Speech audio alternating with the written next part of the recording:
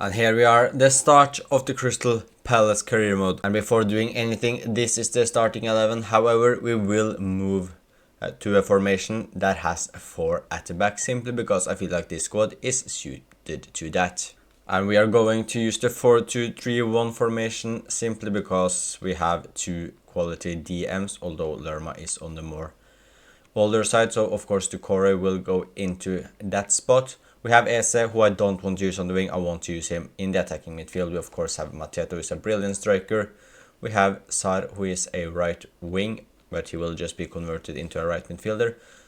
And the defense is looking like our strongest part, and we also need to go for a left midfielder. So there are something to do in the transfer market. So let's just get started and see who we will sell and who we can sign.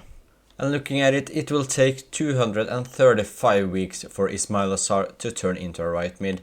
So you know what, we will just change formation into the new formation who has 2 defensive midfielders, 1 attacking midfielder and left and right wing instead of right and left midfield.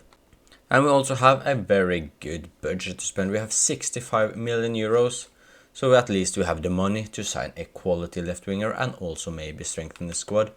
However, I am unsure about where I want to strengthen it. I feel like our center backs are quality and also at a very good age. Munoz is still good enough and he's got a couple of more years in him. Dean Henderson more than good enough.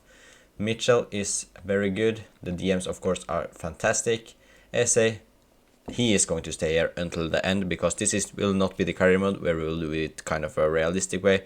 We'll just have fun and create our own legend. Sar is maybe on the weaker side, however I do like him, so it's at least a left winger, and Mateta is of course a living legend at the moment, a current Streets will never forget player, if that is not too disrespectful to say for him, but at least we will sign a left winger and maybe just save some of the budget to the January transfer window. And it may be a bit of a surprising signing because we've signed a right winger who can also play on the left, who is just 73 rated. We've signed Mate Jurasek from Norwich. I feel like it's kind of a realistic Crystal Palace signing actually, as he is from the Championship. But I will talk more about him once I've signed another winger as well. And here will be our starting left winger. We have signed Noah Lang from PSV in a deal worth around, actually it's spot on, 25 million euros. And this is how the team is currently looking with our new signing Noah Langin, 79 rated, just 25 years old, got 5-star skills, although it doesn't really matter once we are starting to use the development plans. And I feel like he is a perfect left winger for our current team. Of course Ismail Assar is the other right winger, but our other signing is Jurasek, just 20 years old, got some good stats, can play on the right and left wing. And the reason I went for him is because if we take a look, our backup left winger was, or right winger, sorry, was Eze, who was just 70 rated. And apart from that, we didn't really have anyone that could have played. And the same on the left wing, it was just Eze, who is 70 rated. So I needed a backup winger as well, hence why we signed Jurasek. We have sold 2 players. Nathaniel Klein has joined Everton for 1.6 million, while Will Hughes has gone to Brentford for 6.5 million. And now I will do what is kind of boring in career mode, but I have to do it because if I don't sign Ben Chilwell on a permanent deal, he probably won't play ahead of Mitchell, which means he will get his contract terminated here. So I'll just buy him and he will cost around like 14 million. I will just buy him so we have a backup left back in the team. And here is Ben Chilwell. Ben Chilwell has joined from Chelsea on a permanent deal worth 14.5 million. With the budget just being 19 million euros, that is all we are going to have left, as we will leave it for the January transfer window.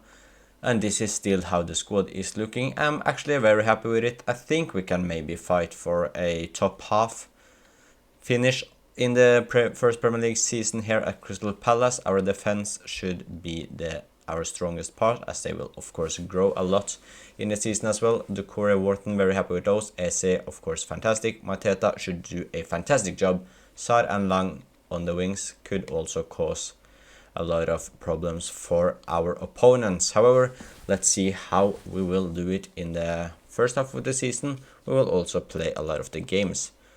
So yeah, let's first see where or what our board are expecting from us.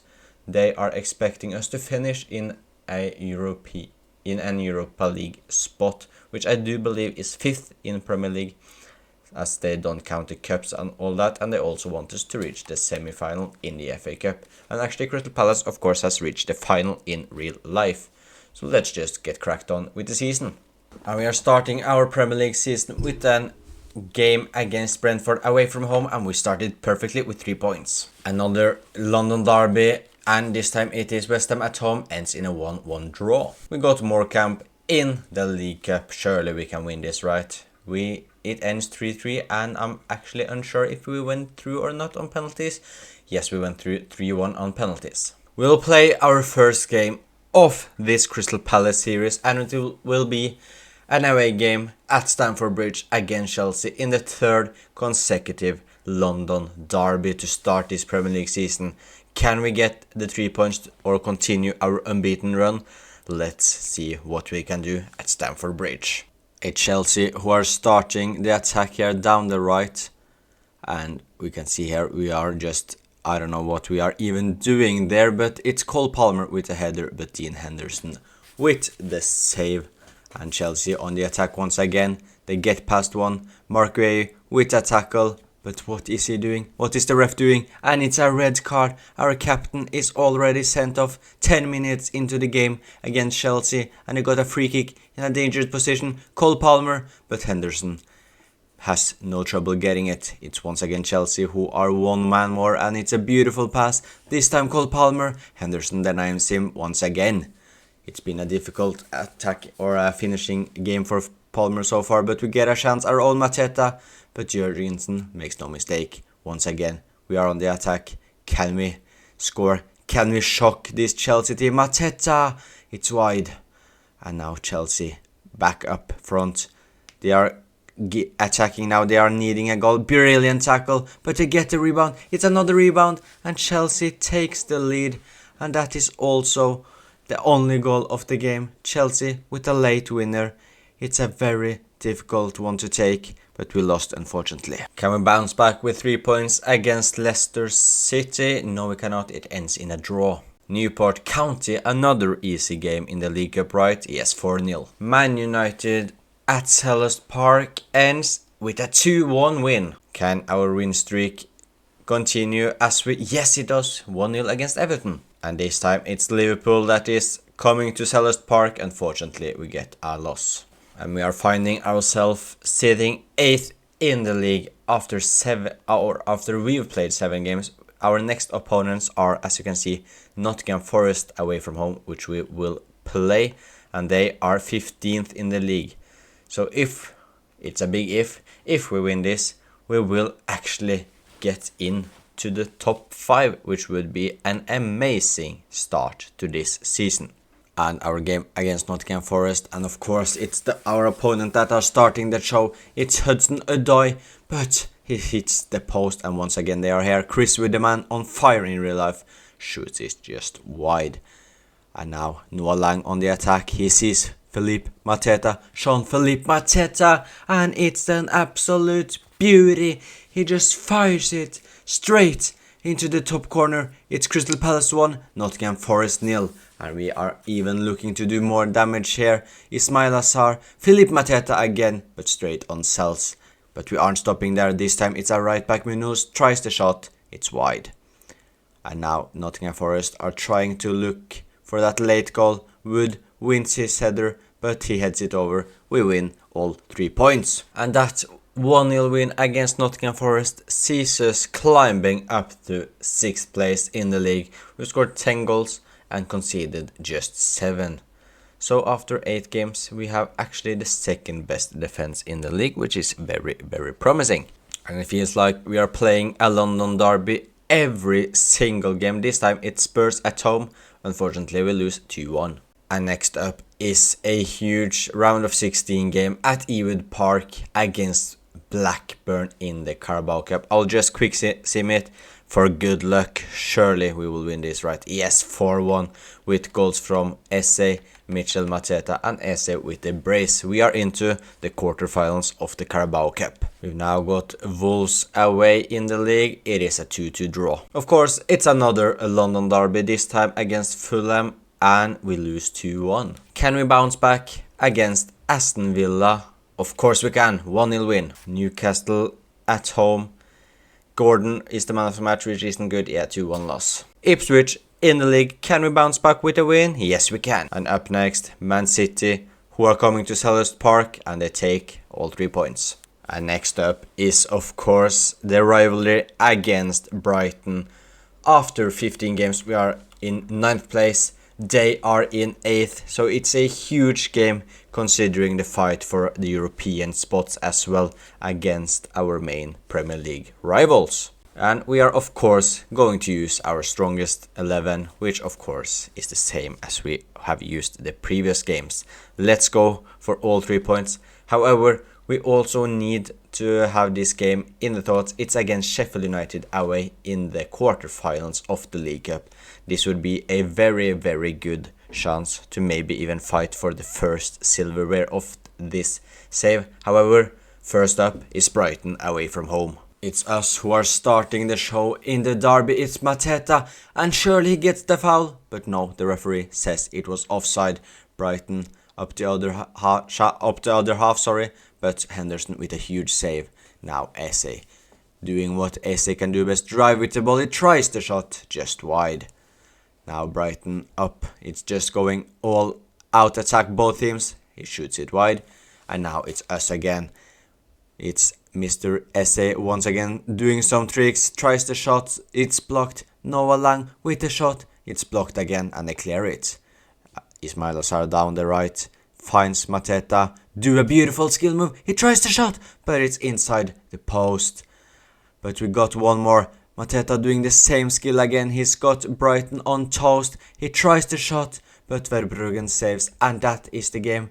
It ends 0-0 at the Amex Stadium. And that 0-0 draw sees us falling down, or no, we are actually staying 9th. Brighton, however, are going up a position, if I remember correctly. However, our defense is still looking pretty good. We are scoring 2 little goals.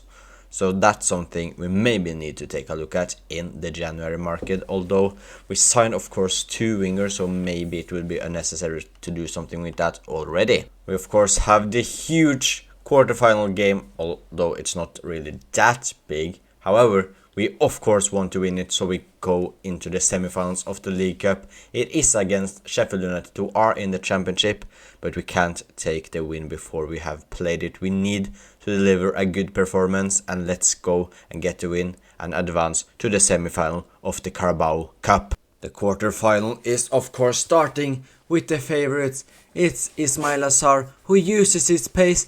Can he give us an early lead? No, he cannot. It's straight at the goalkeeper, but we don't stop there. Noah Lang this time tries the shot, but it's over. But now, Sheffield United are on the attack. Ryan Brewster, who sees the attacker, and it is 1-0 to Sheffield United. They have shocked us. They have taken a surprising lead, and they are going for 2. Raksakai, who are on loan at us. Dean Henderson with an important save, but they aren't stopping there. Sakai is once again here, but a big tackle, and we can clear it. It's first half. No, it's not. The referee doesn't blow the whistle. It's Mateta, 1-on-1 against the goalkeeper, and Jean-Philippe Mateta gives us the lead. It is 1-1, and that is a beautiful counter-attack by us. We get a free kick in a dangerous position. Eberechi, surely he can score. Surely it should be 2-1. It is not. It's over the bar. Poor attempt from Esse there. But we don't stop. We have to go through. We have to win this game against Sheffield United. And surely Mateta scores. Of course he does. Our number 14 makes no mistakes again. He scores a brace. But can we make it 3? Noah Lang to Eddie Nketiah, who shoots, but it's blocked. But it doesn't matter. Or does it? Or does it? No, Dean Henderson with a huge save. And we got, thankfully, past Sheffield United 2-1. Wasn't the easiest of games, but the most important thing is we got through. Southampton, Newcastle, Man City and Crystal Palace are the teams that will be in the semi-finals of the Carabao Cup. Of course, we want Southampton, even though they knocked out Liverpool. However, I got a feeling we will match up against Newcastle. And let's take a look. Please just don't be Man City. We got Southampton in the semi-finals of the League Cup. And that makes us the favourites to reach the final. That is very, very lucky draw.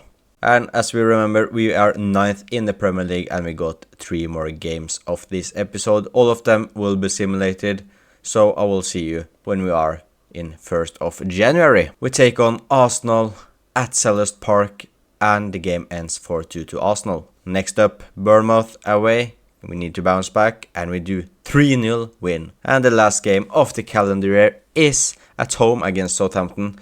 It gives us an indication on the League Cup semi-final and we win 3-2. And after the first half of the season, we are 7th in the league. It is a lot of points ahead of 6th, so 7th is the best we can do. But as long as we get in the top half of the table, I would be very happy with the first season. So if we can get 7th, that means European football. Unless we win the Carabao Cup, of course, then we don't need to worry about that. But yeah, let's finish the season strong next episode. But let's just look at the team before. So this is of course our team, and Mitchell is unhappy for some reason. I need to take a look at that. Gray is still our best defender, but our defense is looking solid. Wharton up to 80, Doucouré 79. Our attack with Lang, Mateta, Esil all looking good. Sarr on the weaker side, but yeah, I will take a look at the stats as well. But the starting 11 and the bench is looking really good in terms of rating, considering we are just 6 months into the save. And Esse is our top scorer. He scored 12 goals and got 2 assists in just 23 games. Mateta has scored 9 in 18. Noah Lang 6 goals and 2 assists in 23. But let's see who else has played. And we can see that Mr. Where was he? Sarr hasn't been playing a lot. Jurasek has got a lot of game time considering he is the backup winger.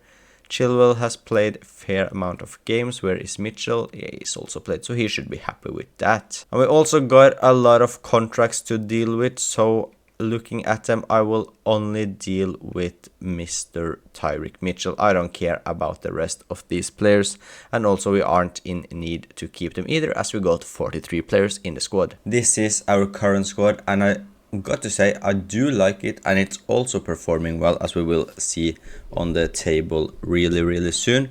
Our defense is looking good in terms of rating. We of course have Wharton, Doucouré, who aren't the highest rated players, but both has decent potential. I do believe Doucouré has decent potential as well. Eze, of course, one of the key men in this team. Noah Lang done brilliantly on the left wing in terms of growing. Mateta on top, and of course Sarr on the right wing. And when we just take a look at the table, we see we are 7th in the league, which is really good, as all we want is to finish in the top half. The FA Cup is yet to start, of course, but we will face Stoke City in the 3rd round. And in the Carabao Cup, we are of course in the semi-final and will take on Southampton. So yeah, we can also just take a look at the stats of the players, just in case you missed it from the previous episode. And we can see our top scorer is Esse in front of Mateta and Noah Lang. Mateta with the most assists. Gray has actually got 2 assists from the centre back position, so that is shared a lot. And we of course have Raksaki, who is on loan at Sheffield United, who we played against last episode in the League Cup. But let's just get started on the second half of the first season. And we are starting it with a game against Chelsea, but the first game we will play is of course in the Carabao Cup against Southampton. And can we start 2025 with a win? Yes, we do, 2-1 against Chelsea. So this is our lineup that will start the first leg of the semi-finals in the League Cup. It's not our strongest 11, but it contains most of our strongest players.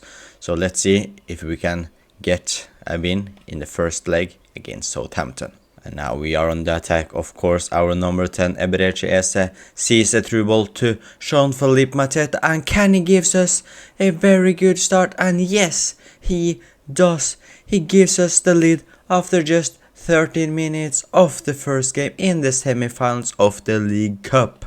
And Dean Henderson with a long ball to Mateta.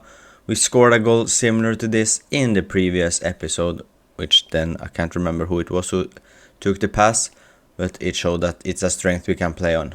And Giuliano on the right wing here, running down the right. Can we stop him, or will he get the cross in? He passes it. It is to Fernandez, who see. And they are just passing it. They are passing it. They tries the shot, Paul Onuchu, but the shot is just wide.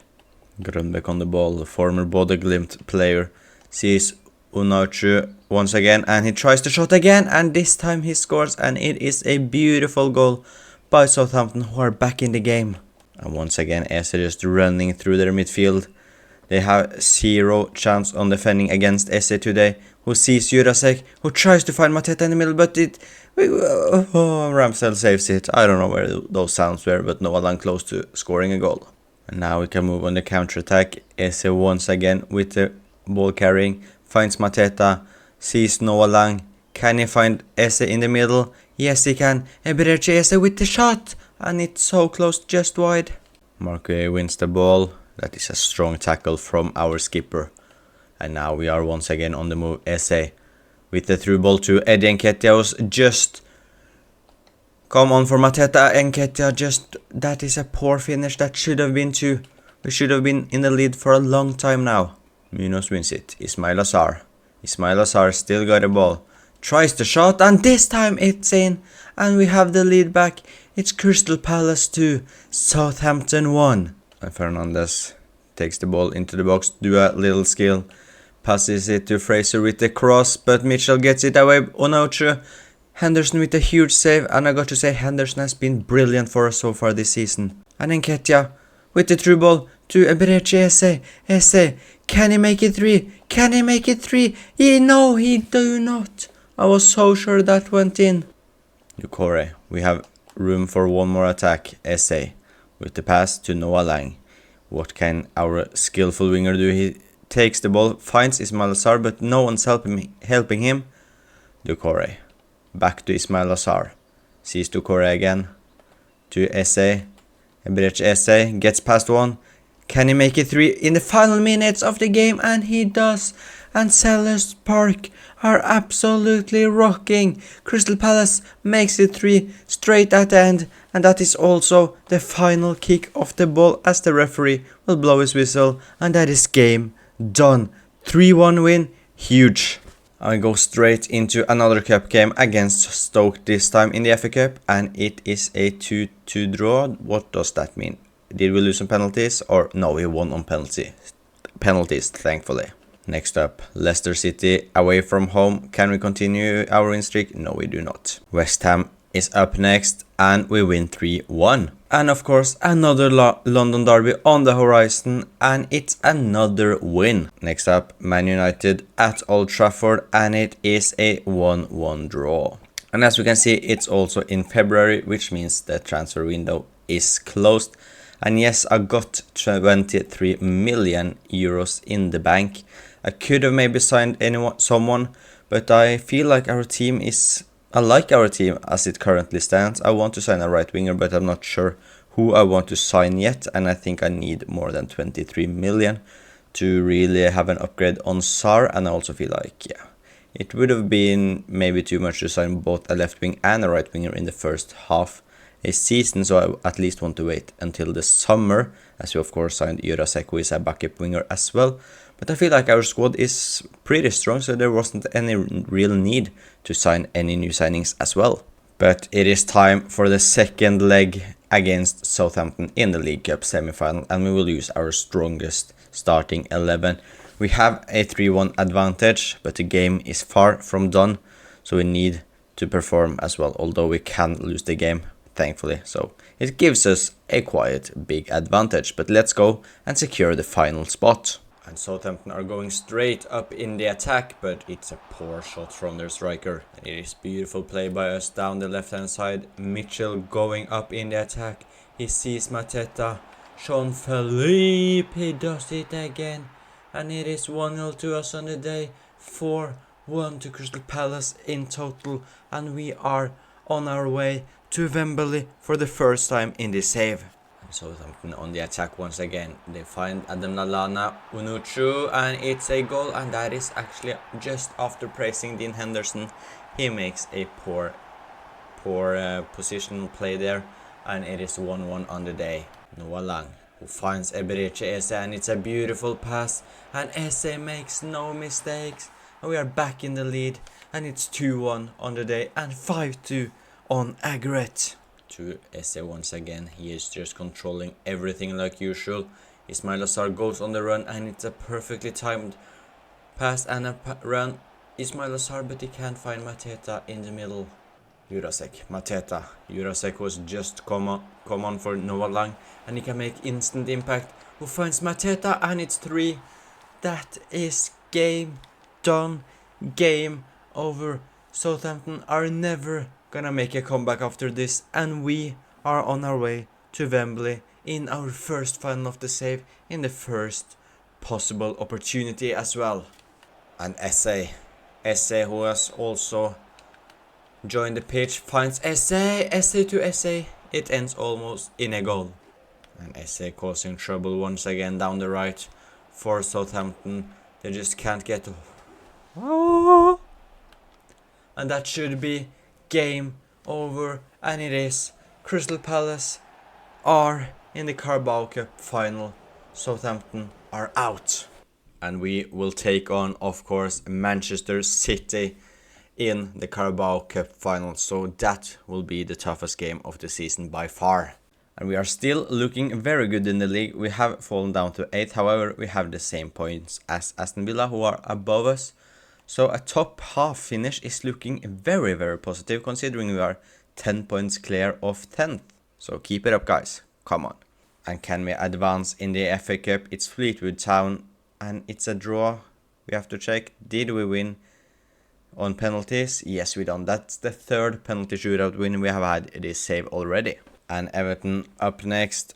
At home, it is a 1-0 win to Everton. Fulham away from home ends in a boring 0-0 draw. Aston Villa up next, who we are in a fight for European football with, and we win. That's 3 huge points. Tottenham up next in the FA Cup at Selhurst Park, and we continue our cup run in the FA Cup as well. Ipswich Town up next. This should be 3 points, surely? No, it's not. And up next is the Carabao Cup final. But let's just take a look how we are doing it in the other competitions. We are still 8th in the Premier League. Aston Villa have gone from us, so it's looking unlikely, or although they are not far above, but I think 7th or European football at all will be too difficult unless we win League Cup. But we are still in the FA Cup in the quarterfinals, this is right? Yeah, in the quarterfinals, so we have some chance to even reach Wembley here, and we of course are in Wembley at Carabao Cup. So we still got 2 golden chances to win a silverware this season and even qualify for Europe. And if we had Premier League, we have 3 good chances to add European football in our second season for Crystal Palace. And we can see Mitchell is suspended for the final, and that is a huge loss. But in comes Ben Chilwell, arguably our best backup maybe. But yeah, it's a shame Mitchell will miss the game, but Ben Chilwell surely can do a good enough job. And here it kicks off at the beautiful Wembley Stadium. It's the fight for the League Cup trophy. It's Manchester City who are clear favourites against Crystal Palace. And Henderson just clears it that way, and Mateta wins the duel. It's Ismail Assar, and can we get the golden start here? No, we cannot. Man City managed to defend. And Eze, who finds Mateta. Noah Lang on the run. However, Mateta sees Eze. Eze finds Ismail Assar. Ismail Assar with the shot, but it's Ederson who makes the save. And we have started very positively. Haaland with the header away. However, we still got the ball. It's Lacroix with the cross, but it gets blocked. But Wharton gets past one. Goes into the middle. Adam Wharton with a shot, and Crystal Palace have taken a shock lead at Wembley Stadium. It is Adam Wharton, the English wonder kid, who sends the half of Wembley to the moon. Crystal Palace have taken the lead, and it is a beautiful goal by Wharton. The Man City defenders are just standing still and looking at him. And it's Haaland. Finds Phil Foden. Can they answer back straight away? No, they cannot. Dean Henderson is continuing his brilliant form. Akanji, Erling Haaland, but it's a poor shot considering it is from the greatest striker in the world. And Man City aren't defending aggressively enough. You can just walk past their team. And Noah Lang, Ismail Assar, finds Noah Lang again with his weak foot. He tries the shot, but it's wide. Mateta to Munoz. Mateta goes on the run. He's got 0 people helping him. But there is Sarr. Sarr with the cross. Ebrejese, and he shoots it wide. That should have been 2, and that can be a very costly miss for Crystal Palace. And Ben Chilwell, he wins that. He's done a good job considering he wasn't meant to start the game until Mitchell got suspended. It is Noah Lang. Can it be 2? It is! And we have one hand, if not 1.5, on the League Cup trophy. It's 2-0 after 83 minutes, and it's Noah Lang with potentially the final coffin in Man City's heart. It's a perfect pass by Erse, and Noah Lang with a really spectacular finish.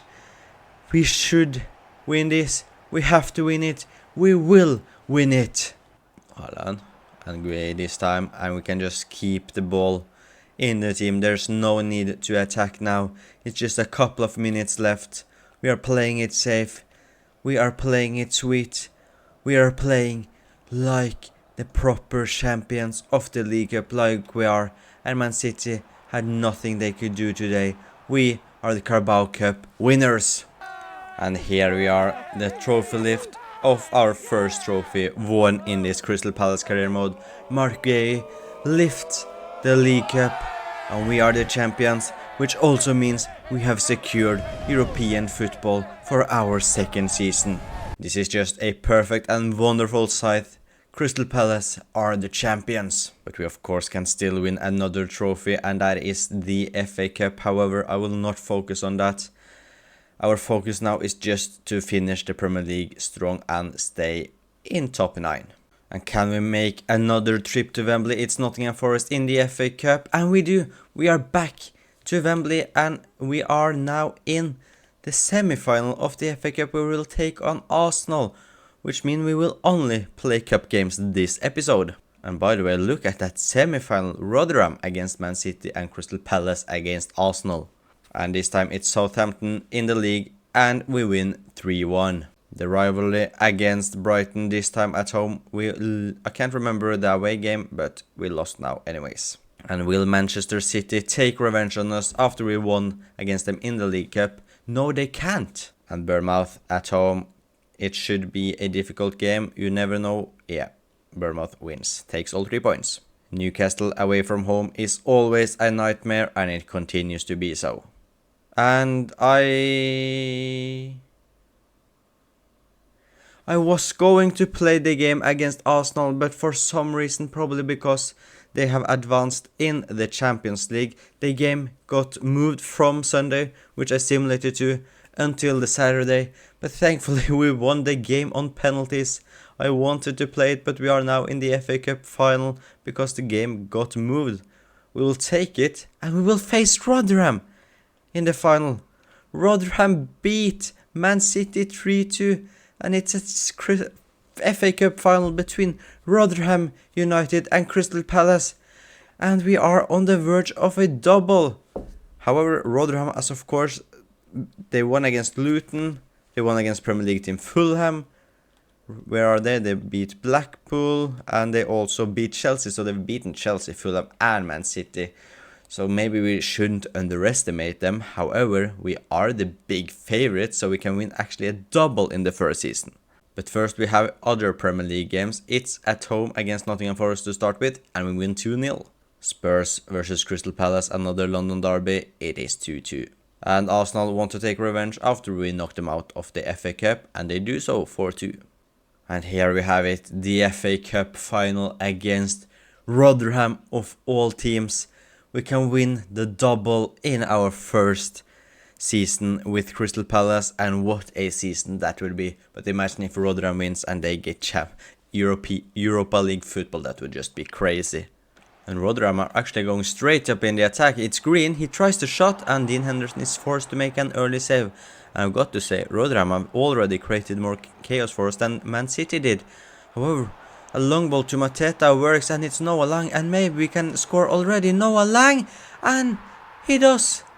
Phillips, Rotherham's goalkeeper, makes a costly mistake just 6 minutes into Rotherham's biggest ever game, and we are on our way to win 2 out of 2 trophies already. But they are trying to answer straight back, and Henderson is forced to make another save. And we can just make it a nightmare for Rotherham. It is Ismail Assar on the counter-attack. Ismail Assar. It is 2-0 to Crystal Palace after just 16 minutes. And I got to say, I almost feel bad for Rotherham already. Clark Harris and Henderson is forced to make another save. They are getting to chances, however, they aren't especially dangerous. But Nombe, can they put one back? Can Rotherham put one back? Henderson with another big save at Wembley Stadium. And Rotherham are just so bad in terms of defending counter-attacks from when they've had corners. And we can make it 3-0, and we do. Ismail Assar, it's almost a copy of our second goal. And it's hard with the double. He scores again at Wembley Stadium. And yeah, Rotherham just aren't good enough. And I've got to actually take a look at their ratings, because we are of course a team filled with 80 plus rated players. They have one player over 70 rated, and it's former Luton player Mpansu with 71. So yeah, poor Rotherham. Ismail Assar sees Munoz with the overlap. Munoz, where is Mateta in the middle? There he is, he tries the shot and it's wide. And Rotherham can get one back, but Henderson just are not letting anything go past him at Wembley Stadium. And Clark Harris gets past both of our centre backs, and maybe Rotherham can actually score a goal. Yes, they do. Rotherham get one back, and they at least have something to celebrate, because scoring in the FA Cup final, I mean, I'm unsure about where Rotherham is. I do think they're on League 1, and for them to score in the FA Cup final is just beautiful for them, I guess. And for the second time, maybe Rotherham can even get one more back. They tries the shot, and Henderson is forced to make a save, and they get another corner. However, they can score, but it doesn't matter. For the second time in Season 1, we have won a trophy, and I have no idea how we have done it. I did not expect the first season to go this well. And we can get used to this. It's Guay's second trophy lift of the season. We won the Carabao Cup, and now we are the FA Cup champions.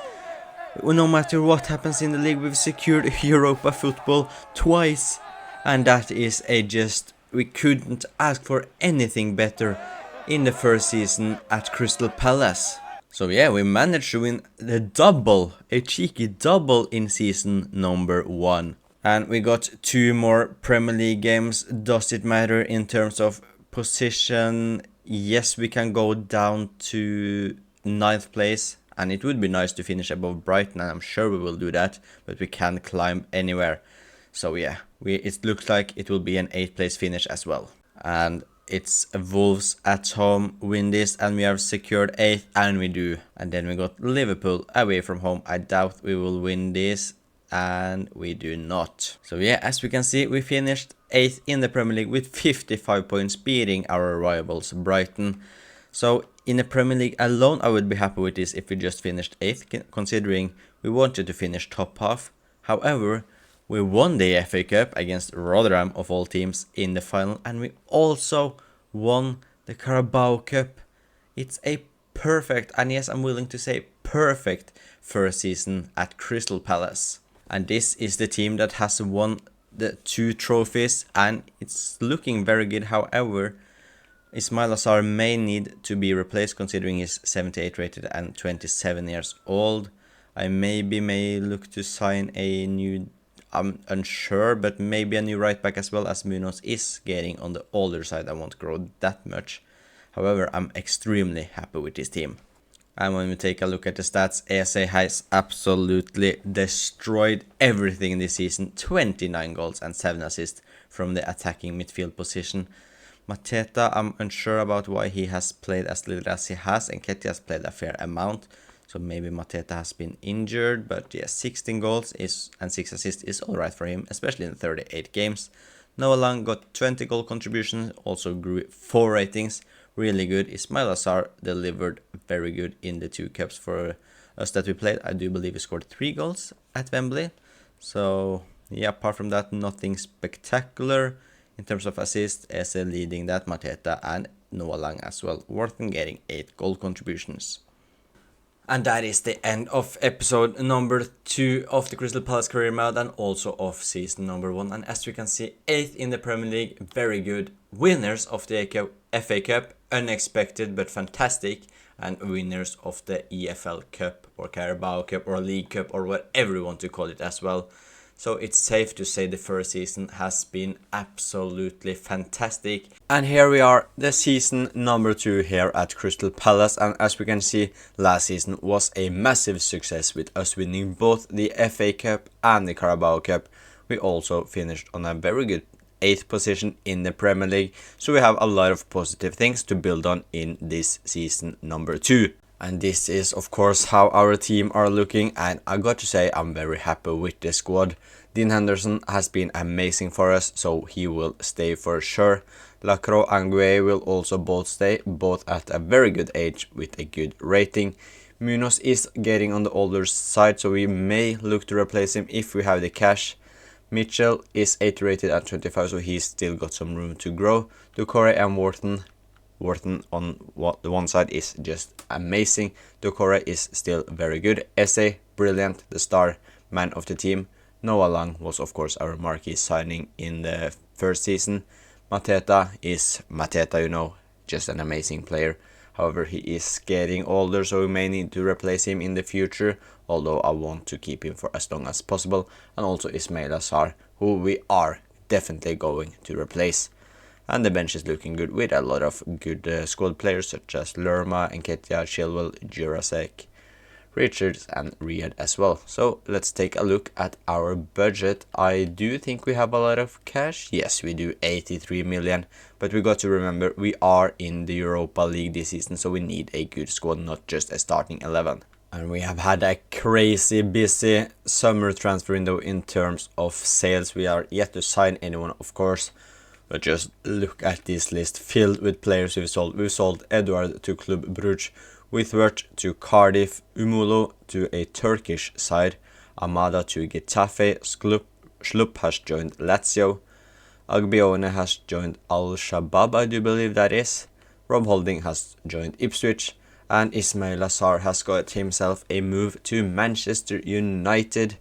Raksakai has joined Wolverhampton, and Ebiovi has gone to Stoke. So now, when we take a look at our budget, we have a lot of cash, 142 million, although I got to negotiate some contracts, so a couple of the cash will go to that. But yeah, let's just get into the signings. And when we take a look at the squad, we need a right winger for sure. And apart from that, I'm not really sure which position I want to focus on. Maybe a right back. Or maybe, how is Mitchell looking? You know what? I'm unsure, right back or left back probably. We will see. And we have signed a star player to join the Crystal Palace attack. It is a former Chelsea player, so he has been in London before. It is none other than Christian Pulisic, who has joined us in a deal worth 67.5 million euros. We've signed a new right back, and it is Sasha Bowie from Bayern Munich. And yes, he is 1 rating lower than Munoz, but we have included Munoz in a swap deal, so Bowie will be the clear first choice. We've got 57 million euros left in the bank, and this is currently how the squad is looking. And I'm looking at it, there aren't any clear weaknesses. I think Doucouré will grow. Mitchell, I I'm unsure about will grow too much, but I feel like one fullback is enough in this summer window. The center backs are more than good enough, and I'm like really happy with the team. I'm excited to see how Pulisic and Bowie will do, but I will not make any more signings. We will maybe we will sign someone in the January transfer window probably, so we will just let the money stay until then. But yeah, this is the team, looking very good, and I'm excited to see what this season can bring. And as we can see, the board wants us to finish in a Europa League spot and reach the semifinals of the FA Cup and also win the Europa League. So all in all, they want us to play Champions League football next season, which, yeah, I think that could be difficult, although we have a very good team, so I wouldn't be too surprised if that happens either. I will just go straight into the first game of the season, which is the Community Shield against Liverpool, and we will of course use our strongest starting 11 in the hope of winning the first silverware already this season. And it's already the fourth time actually, because of the FA Cup semi-final as well. We are at Wembley Stadium in this Crystal Palace career mode, and we are just at the start of season 2, which is just fantastic. So let's see if we can win 3 out of 3 finals here, and we are going straight up in the attack with Jean-Philippe Mateta. He tries the shot. That's so close. We almost get the dream start once again. Sasha Bowie getting to action straight away with a duel against Gakpo. However, the Dutch winger wins that duel. Ademola Lookman sees Mo Salah. Back to Gakpo. Dean Henderson, he can't save it, and Liverpool have taken the lead. Sasha Bowie has not exactly got a perfect start in a Crystal Palace kit. He sees Pulisic down the right, our new marquee signing. He tries the shot early on, and Mamarshadashvili, however, that was wrongly pronounced. However, he makes a good save, star man of the team, with a good pass to Lang, to Mateta, but Endo makes a crucial tackle. Liverpool make a mistake, and we can go on this counter-attack. Eze to Lang, use your pace. Mateta sees Christian Pulisic, and he scores on his debut. Our number 11, Christian Pulisic, makes no mistakes, and he does his trademark celebration, probably. I'm not sure, probably not. I don't know if that's his trademark celebration. However, he scores on his Crystal Palace debut. But Liverpool straight up the other hand, and they have scored straight away. Just a few minutes after we equalized, Ademola Lookman makes it 2 for Liverpool, and we are once again on the back foot. Pulisic down the right, do some skills. Once again, can he get into the box? He sees Mateta tries to find Lang, he cannot make it to another good save by Liverpool's goalkeeper. Christian Pulisic on the run. He finds Mateta, who tries the shot, and it's blocked by Romagnoli. Lookman, who has been brilliant this game, he finds Gakpo, and Liverpool makes it 3. Cody Gakpo this time with the goal. Nketiah can make instant impact, finds Pulisic, who scores a brace on his debut, and it's now 3-2. We score straight away after Liverpool's goal this time, and it's game on again. Noah Lang on the run. He gets the ball, but he is offside, and that would have been 3 if we were onside there, because Eddie Nketiah was alone in the middle. And Salah gets past Guehi. Mo Salah gets tackled by Lacroix, and that is a clear penalty. Lacroix absolutely mistimes that, and yeah, nothing to say about that, and that is a golden chance for Liverpool to make it 4-2. Mo Salah, he scores the penalties. Dean Henderson goes the right way, but Salah's shot is too powerful for our English goalkeeper. But Bowie this time. Maybe he can score on his debut? No, he can't, but that was a good attack by us. Tries to shot, Nketiah, and it's an absolutely beauty. And we still got a chance to get something from this game. This Community Shield has been absolutely insane. And we can get a chance here. Noah Lang finds Nketiah, but he needs support. Nketiah, what can he do? Finds Noah Lang again. But since Nketiah was the man that gave him the ball, no one is in the middle. Noah Lang to Lerma. Christian Pulisic, Eze. Back to Pulisic.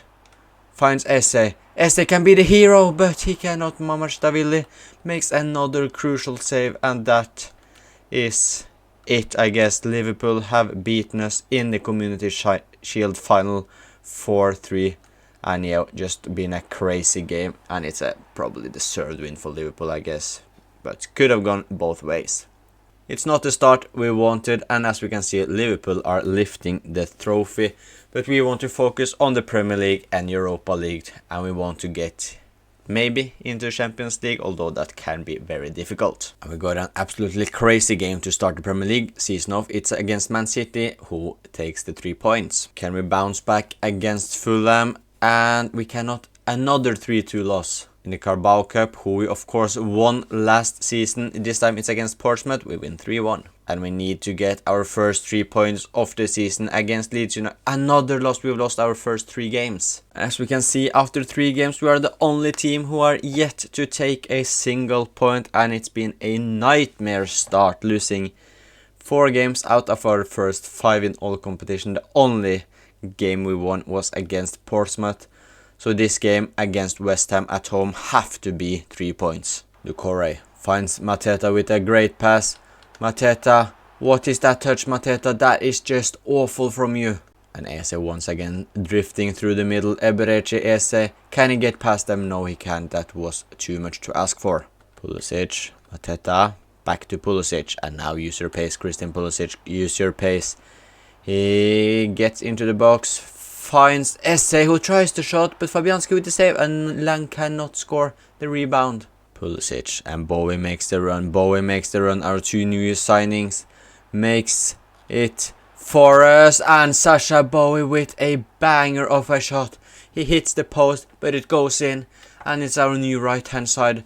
That is the key reason for this goal. Bowie to Pulisic, back to Bowie. And it's a goal, and that's actually a very good strike from our right back. Come on. West Ham answers straight away, and it's just like the Liverpool game. We score, and our opponents answer straight back, and we need to fix this. No wonder we can't win games when we concede straight away after we score a goal by our own, and it's a great strike from the striker, to be fair. Mitchell to Lang, and we go up the other hand. Noah Lang with the finesse, and we are back into the lead. Noah Lang with a great finesse. It is 2-1 to Crystal Palace. But once again, West Ham goes straight up, and it was Laborde again, but thankfully Dean Henderson saves it this time. Tyrick Mitchell finds Mateta in the middle. Eze makes the run in the middle. Eberechi Eze. Eze, no one is getting close to him. Eze can make it 3, but he shoots well. That is a poor finish from our number 10. Lacroix wins the ball high on the pitch. Lacroix with a pass to Lang. Noah Lang finds Mateta in the middle, and it is 3. Jean-Philippe Mateta scores, and Lacroix is just showing why he is crucial to this team. Wins the ball high in the pitch, passes it to Lang. Lang finds Mateta in the middle, and that is a crucial goal in our target to get the first points in the Premier League this season. Paqueta with a beautiful skill, and Lucas Paqueta makes one back, and it is going to be a dramatic end to this game. A good shot from Paqueta, and West Ham are back in it. Jurasek sees Kamada, both who are being subs this game. Kamada tries the shot, but it's straight at Fabianski. And that is our first 3 points, and our first points in general after 4 games of the Premier League season. We finally have started to catch those points. And we are at least not last anymore, but we are, our target is to finish in the Europa League spot. We are already 4 points behind Chelsea, who are 5th, so we need to continue to get those points. But Bromley in the League Cup should be a comfortable win, and it is 4-1. Middlesbrough away from home, we win 2-1. And our first game in the Europa League, it is against Hearts, and we win 3-0. Great start. A big game against Man United. This game can go always, and it's a 2-2 draw. Wolfsburg at home. It is a difficult Europa League game, but we win 2-1. The derby against Brighton at the Amex Stadium, we absolutely dominate them. This time it's Aston Villa that's at Selhurst Park. It's a draw. And we take on Rosenborg in the Europa League. We win 3-0. This should be 3 points against Sheffield United, and we lose 2-1. Man United this time away in the League Cup. Will we win? No, we not. We will not win back-to-back Carabao Cups. Wolves at home in the Premier League is a 1-1 draw. And let's just take a quick recap about how we are doing in the leagues. The Europa League, we are top of the league, having won 3 out of 3 games. In the Premier League, however, if I can find the Premier League, we have started to climb the table up to 12th now. However, we are 5 points away from 5th. But yeah, in my opinion, we shouldn't really focus too much about Champions League football. I would just be happy if we get back into some sort of European football, if that's Europa League or Conference League. I don't really mind, but I would be happy as long as we finish in the top 7. But we take on Porto away from home in the Europa League, and the game ends 3-0 to us. Bournemouth away from home. Can we win another game? Yes, we do. And I have no idea why Dean Henderson has played just 7 games and Owen Goodman has played so much. Why has my guy played 12 games? I'm sure that Henderson has been injured or something.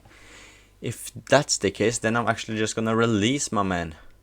I don't know if that's stupid to release him, but why is a 69 rated goalkeeper playing instead of my 82 rated one? Come on, game. However, Christian Pulisic has been an insane signing, scoring 18 in 18 so far, and Noah Lang as well, getting 16 goal contributions in 19 games. However, Nketiah has played most as our striker. Why isn't Mateta playing? He's just played 6 games. Yeah, I don't know why the game aren't playing my strongest players. It's no wonder we aren't just doing as well as we should in the league. Anyways, we got a league game against Arsenal up next, and we are the home team. And as we can see, we will still use our strongest 11. There are no injuries here, despite Dean Henderson barely playing, and same with Mateta. So yeah, if you got any tips to why those aren't playing, please let me know, because I have no idea. Trossard and the former Brighton players gives Arsenal the perfect start with a quality finish on his weaker foot, and Arsenal just needed 5 minutes before scoring the first goal. And Arsenal once again on the attack, and it's Gyökeres this time, and it's 2-0. We are down 2-0 after 12 minutes at Selhurst Park, and it's been a nightmare start for us. Bowie finds Pulisic, who's been absolutely insane for us so far. Christian Pulisic tries the shot, but Alice knows now that Arsenal saves it. Lacroix once again winning the ball high up the pitch. Pulisic, can he get past Gabriel? Yes, he can. He tries the shot, but Alice knew it. Another save. And Gyökeres makes it 3. How? Why is he standing alone inside the box? I know it's a great delivery by, I think it was Odegaard, but I mean, we need to watch this again. This is just horrible marking from us. Yes, it's a good cross by Arsenal's captain, but look, no, he can stand there alone. Trossard as well, if Gyökeres would miss it, he wouldn't have any problem scoring it. That is a shocking way for us to concede from a set piece. And Noah Lang, can we score straight away to get some sort of hope here? No, we cannot. And Trossard again gets past Bowie. Look at them, they are just destroying us. And Bukayo Saka this time, but Gueye, thankfully they aren't making it 4. But they are on the attack once again. Gyökeres this time. They still got it. We need get it away. Yeah, we are getting humiliated. You know what? I don't think I will play this game down. I'll just sim to the end. It's probably 4-1 Pulisic with our goal. That was a absolutely shocking game from us. And can we bounce back in the Europa League? Although we won 4 out of 4 games or something like that, we will of course win against Lech Poznan. And we got a difficult away game at St. James's Park, which Newcastle takes all 3 points. And another difficult Premier League game, this time at home against Liverpool. 5-0 loss, yeah. Brentford away from home, we need to bounce back. Come on guys, another loss. And I wanted to play a European League game in this episode. However, this Roma game looked really interesting. But since we have won 5 out of 5, we are almost already guaranteed qualifying through the next round, even without playing the playoff game. So I won't focus on this game. I will instead play against Tottenham and Chelsea, so we'll just simulate this game against Roma. And can we even beat Roma as well in the Europa League? I think it will be difficult. Yeah, we lost 3-1. And with 4 games left of the calendar year, we are finding ourselves 15th. Yeah, I mean, what are we gonna do when we just take a look at stats? And I know I shouldn't be this upset or something, but our 69 rated goalkeeper has played 14 games, 6 of them in the league. let my man Henderson play, and same with our striker. I mean, Nketiah scored a fair amount of... He scored 1 goal in the Premier League, 5 in the Europa League. Let Mateta play. He is higher rated. Let him play. I mean, I don't understand why. I would understand if in this case, because although I don't understand why Lerma is the key man when Wharton is 83 rated. Why is Lerma, the oldest and worst rated player out of these three, playing the most? I don't understand. It's kind of frustrating. I want Gueye to play all games. I want Lacroix to play all games. Not these two. It's fair that they get some minutes, but I mean, Lacroix, there has been a lot of games he hasn't played. Please use the strongest team game, please.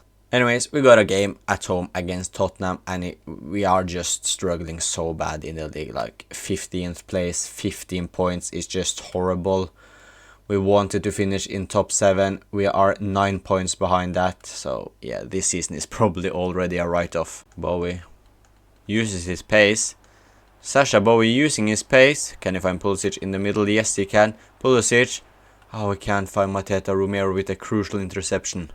And I got to say, it's been a really boring game so far here at Selhurst Park. But we are looking to create something now. Noah Lang finds Esse, gets past Romero, Eberechi, Esse, and he scores! That's perfect timing of saying it's a boring game.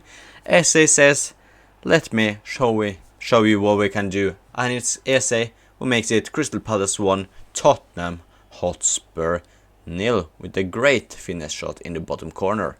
Solanke with a bicycle kick, and Henderson is forced to make a save. Sasha Bowie on the counter-attack. Tottenham had a corner, but now it's us on the attack. Sasha Bowie. He scored 1 goal for us already. Sasha Bowie. And that's a horrible shot by Bowie. That's more...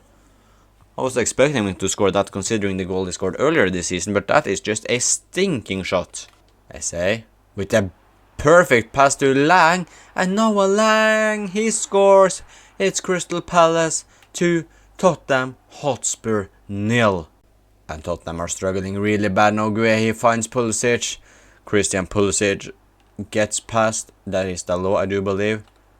Finds Esse, shoots on the volley. Vicario makes the save, but Esse scores the rebound.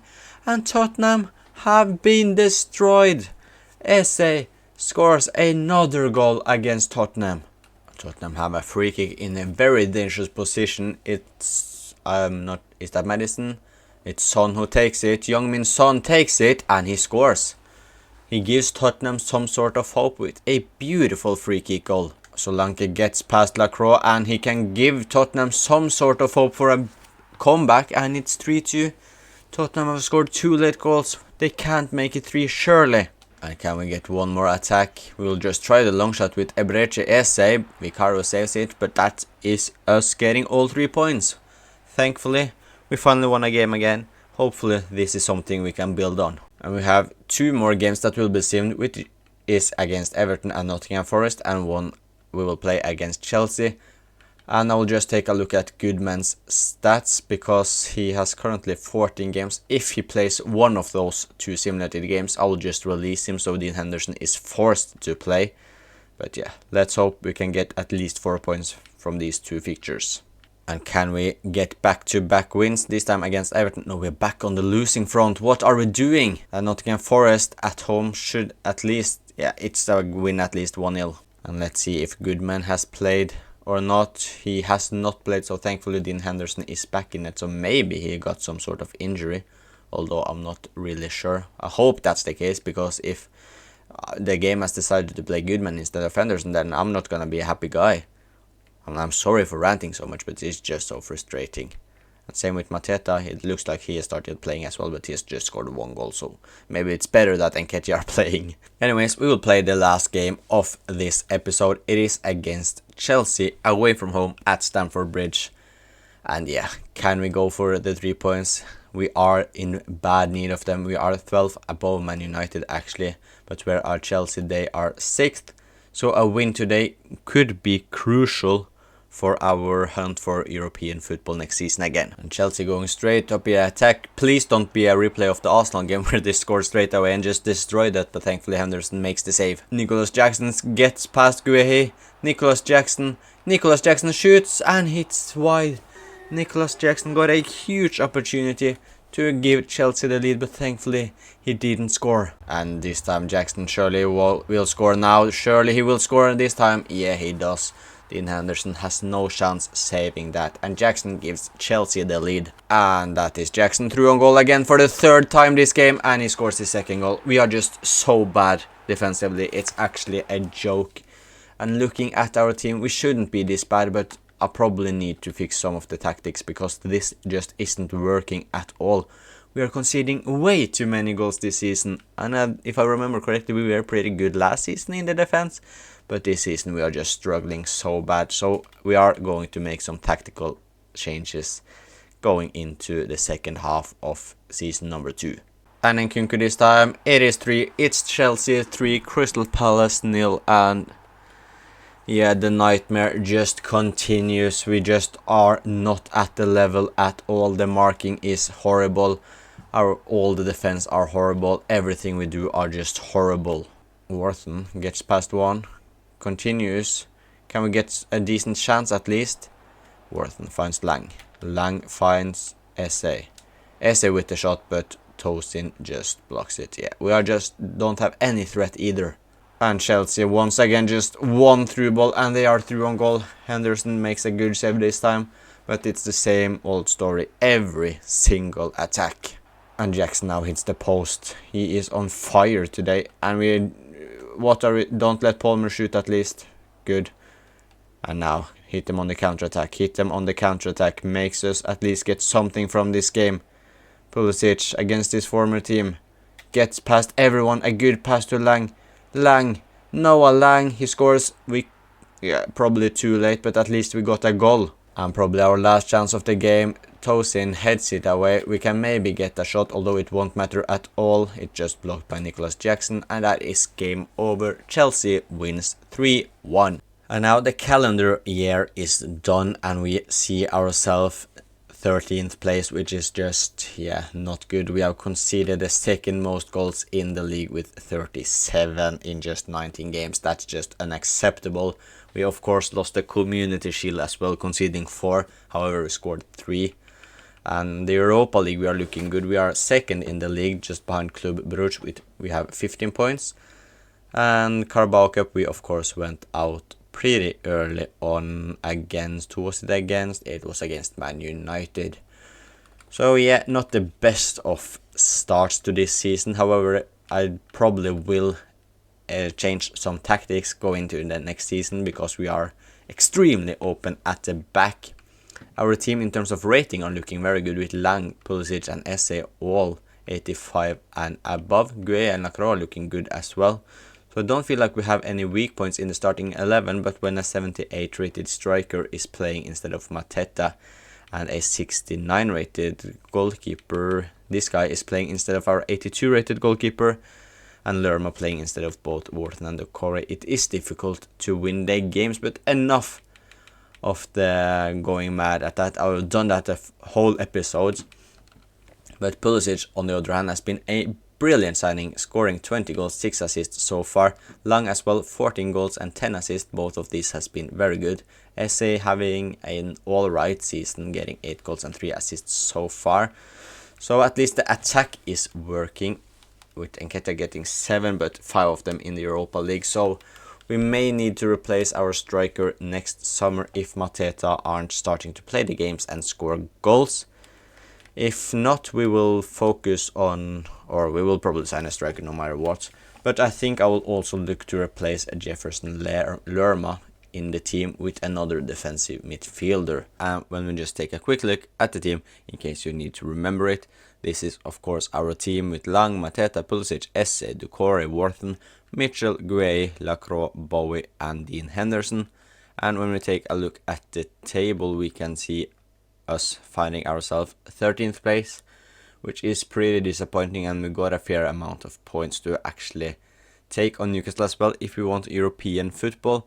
We lost the Community Shield on penalties, of course, and we are already, no, the FA Cup we haven't started yet, of course, but we went out in the Carabao Cup in the fourth round against Man United, and we are also in the Europa League, of course, where we are second in the league phase. So we remember we have to change our tactics because we are conceding so many goals when we are playing the games. And these are the current tactics, and I will change them a bit. And there we are, changed it. I'll just change our left back to be on defense, and also Ducore to be a holding midfielder on defense instead of deep lying playmaker. But yeah, looking at our start, we need to sign someone that can save our season. We have been very, very disappointing this season when we take a look at the ratings we have in the squad, because we have a lot of high rated players such as Pulisic, Esse, Langue, Lacroix. We should be a lot higher than 13th place. So let's bring in a new defensive midfielder that hopefully can save our season. And here is hopefully the midfielder that can save our season and maybe make us do a crazy comeback and maybe get even European football. It is former Arsenal, Lazio and Marseille midfielder. I do believe it is Matteo Guendouzi, who is signed for Lazio in a deal worth 35 million, and Jefferson Lerma. And here we can see Matteo Guendouzi in the team, 26 years old, 84 rated. He's got a very, very good stats, especially in the defensive part. So I'm really excited to see how Guendouzi and Wharton will work together. And yeah, it's a big upgrade on the team. That is also the only signing and change we will do in the team this January transfer window. And yeah, the team, I'm very happy with it. However, Mr. Mitchell here needs to grow. Same with Bowie. Our fullbacks are now our weakest points in the team. But yeah, the team is looking very good. And I think we should be able to have a better second half of the season than the first one.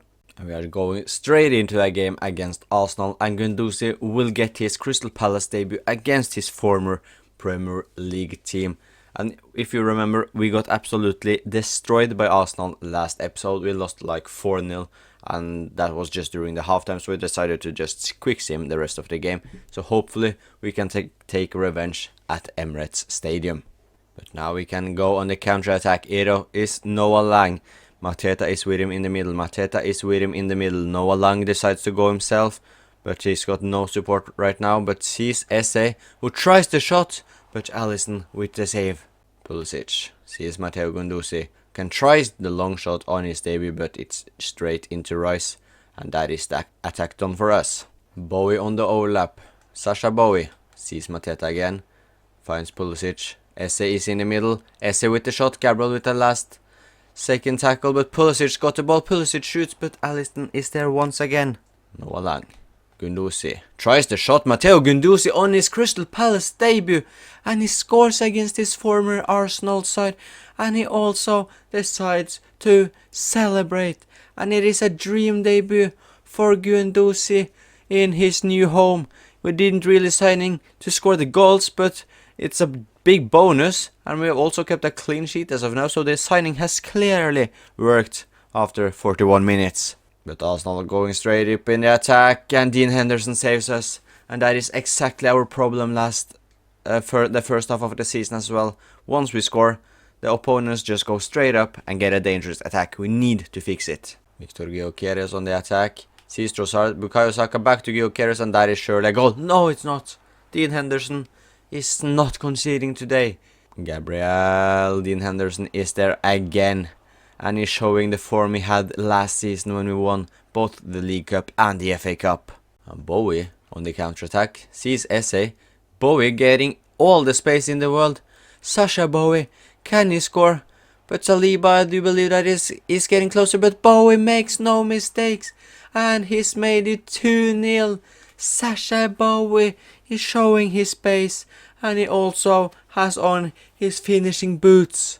Martinelli with a perfect pass to Gyökeres, but he cannot score. We even got people blocking them on the line now. We are on fire today. And we start the year off perfectly with a 2-0 win away to Arsenal. Up next is Plymouth Argyle away from home in the FA Cup, and we advance. Bournemouth up next. Can we continue our perfect start? No, we cannot. 3-0 loss. Time to bounce back against Wolverhampton, and it's a 3-0 win. The second to last Europa League phase game, and we win 1-0. Sheffield United in the Premier League, 3 points have to be... No, come on guys, what are we doing? And the last Europa League phase game against Young Boys, it probably doesn't mean anything, but it would be nice to win, and we do so. Aston Villa away from home, difficult game, but we take all 3 points. Can we beat West Ham in the FA Cup? It's the fourth round, and we do so. And Brighton up next, the derby between Brighton and Crystal Palace, and it ends in a draw.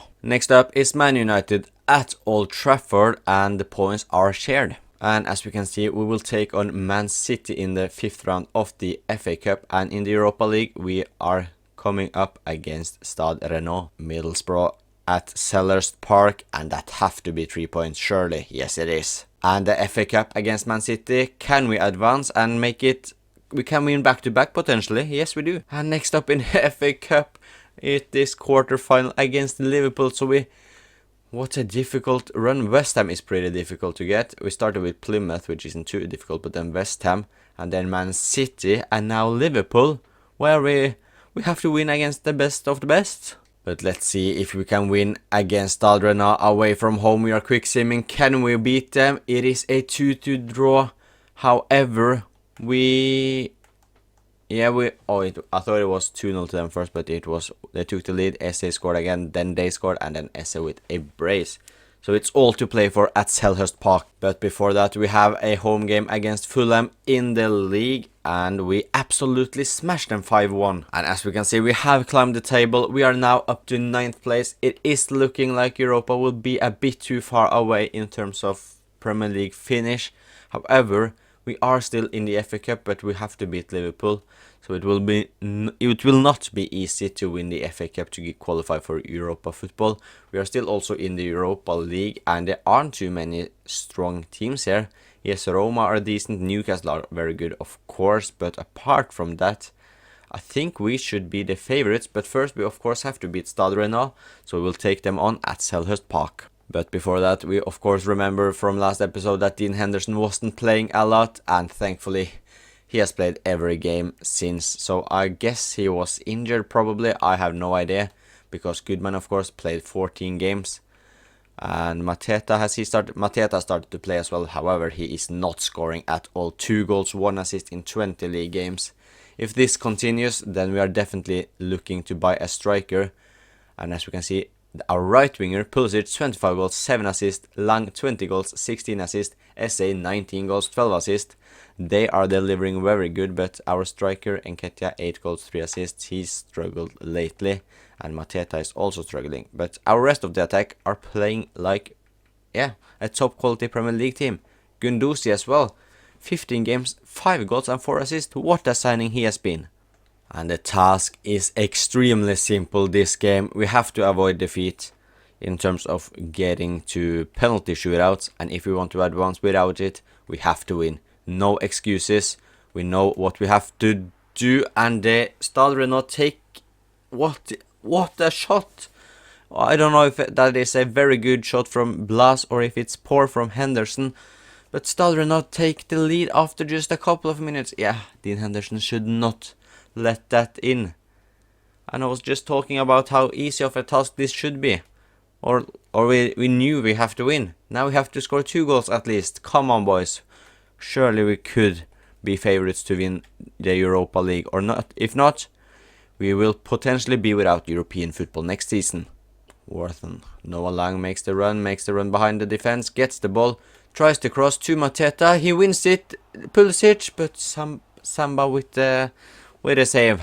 Lang down the left. Mateta is just not getting into the box. We may look to change his role as well in the tactics, and I do need to see what he is on.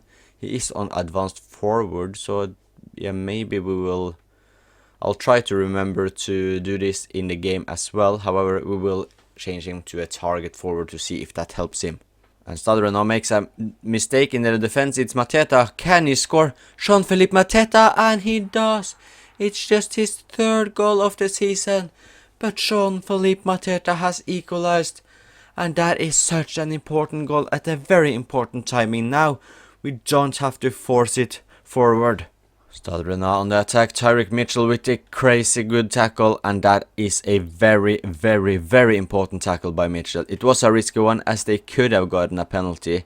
However, Mitchell made no mistakes and now we are on the attack. Mateta, can he score a brace? Jean-Philippe Mateta, and he does! With his weaker foot, Mateta absolutely smashes it right into the corner and it hits the post and it goes in. And that is a very quality strike from Mateta. He has doubled his goal tally in this game only. After scoring 2 goals after 20 games this season, he's now up to 4 goals. Come on. But Stadrena are not done yet. They can cross it, they aren't. They are finding him, but Lacroix with a crucial block and just clear it. Stadrena can get one more attack. They are finding Jovic, but Guehe gets the ball and just keep it. And that is game done. We barely won against Stadrena. It was dramatic. However, we won the game and we are through into the Europa League quarterfinals. Our next opponents in the Europa League, it is against Braga, who will face in the quarterfinals, and Roma are still through, Newcastle are still through. Those are my biggest threats in my opinion. However, we have to do our job as well. We can't just look at the other teams and think we are automatically through.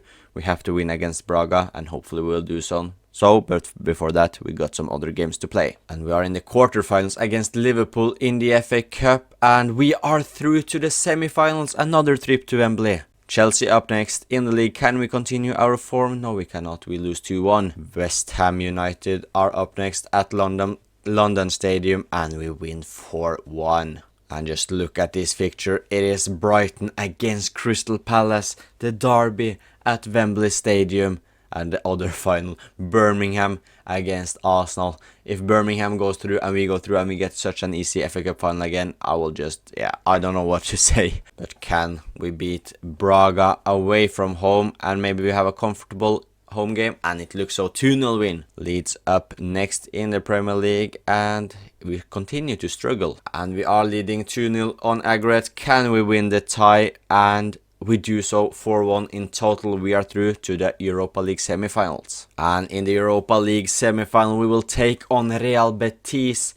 And it is Lens against Olympiacos in the other fixture. Which means the two teams I was the most scared about, Roma and Newcastle, both went out. Roma lost 3-1 to Lens and Newcastle lost 3-2 to Olympiacos. So we are now clear favorites to win the Europa League, which means if we do so, we will get Champions League football next season. And we are also looking good in the FA Cup. We have good chances of winning this one as well. Can we win back-to-back doubles? In the Premier League, however, we are still 9th, but we are way too many points behind 7th. So if we want to get some sort of European football, we have to win the Europa League to get the FA Cup to get Europa League, and we have to win the Europa League in order to get Champions League. So if we want European football next season, we must win a trophy. But before our FA Cup semi-final, we got a game against Nottingham Forest, which we win 3-0. And we also have to go to Etihad, which will be difficult, and we'll lose 2-1. And now is the big game against Brighton, the derby at Wembley Stadium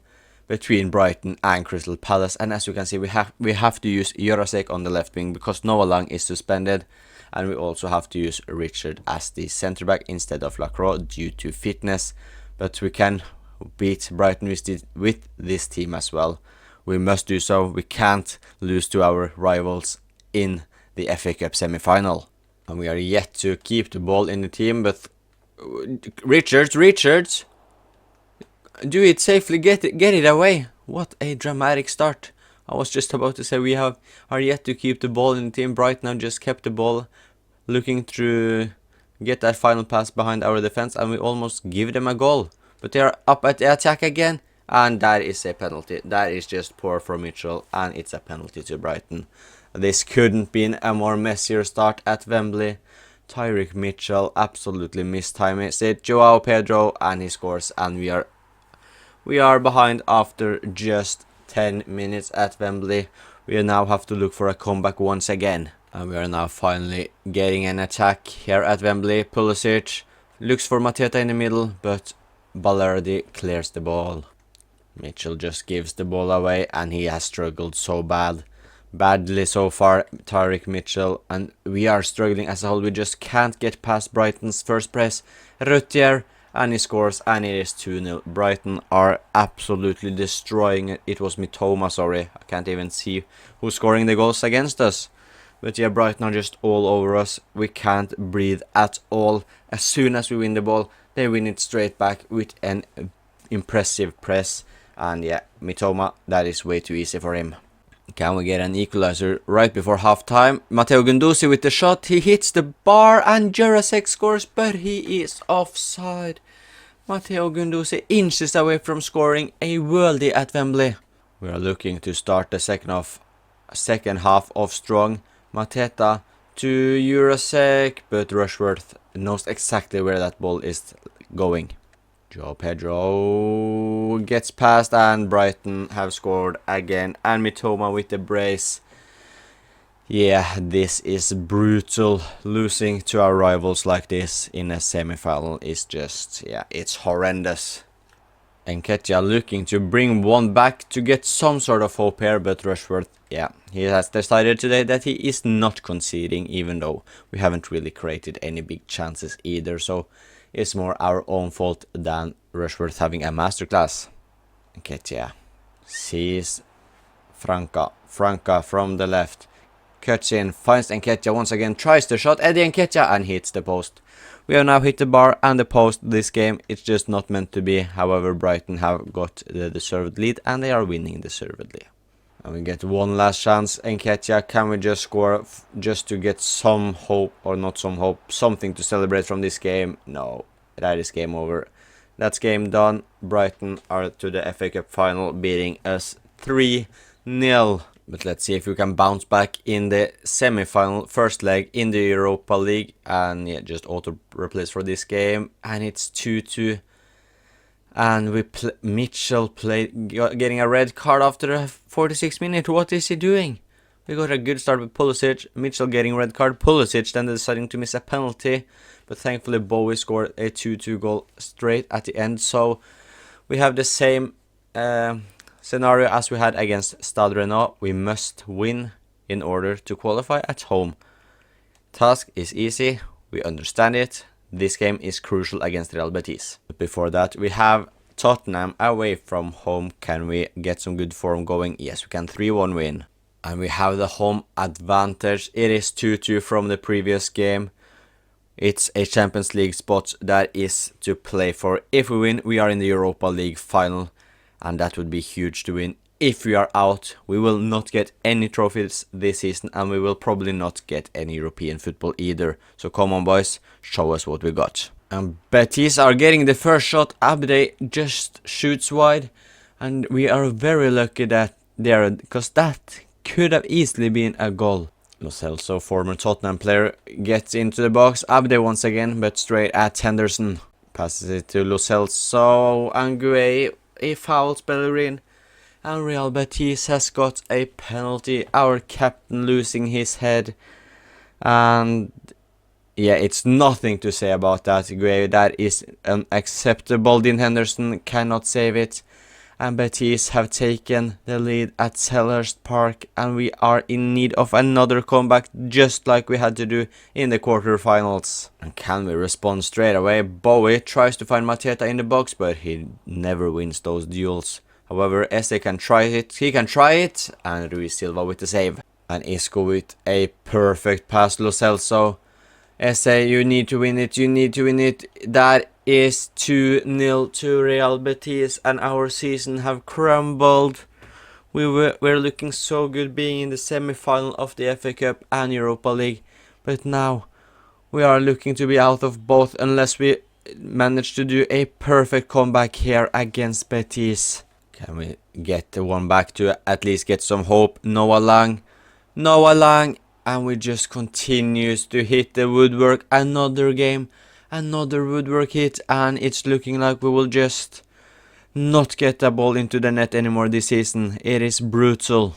Borja Iglesias and Richards, that is a wonderful tackle. And now we can go on the counter-attack. Mateta, Jean-Philippe Mateta, gets zero help, but he managed to keep the ball in the team. Wharton Noah Lang on the run again. He gets the ball. That is a beautiful pass. This time Lang. This time it is in. And we got half an hour to score another one. Come on, boys. We can do it. And Real Betis Avia has destroyed all hope we just got. And he's made it Real Betis 3, Crystal Palace 1. That is a sad goal to concede. Pulisic runs with it, he gets tackled, and that is a nasty tackle by Mr. Frank Kessie. Can we get a dream hit with Esse from around, I don't know how many meters there are, but Esse tries it, but Ruiz Silva with a great save. And that is game over. Real Betis are through to the Europa League final, beating us 5-3 on aggregate. And Betis will play against RC Lens in the final. But we got 4 more Premier League games to end the season. Do we really have anything to play for? Not really, no. It would be a miracle for us to even get top 7. So it looks like we will have no European football in season number 3. But we of course have to go through the last 4 games. Against Brighton, we lose 3-2. Yeah, no European football for us next season.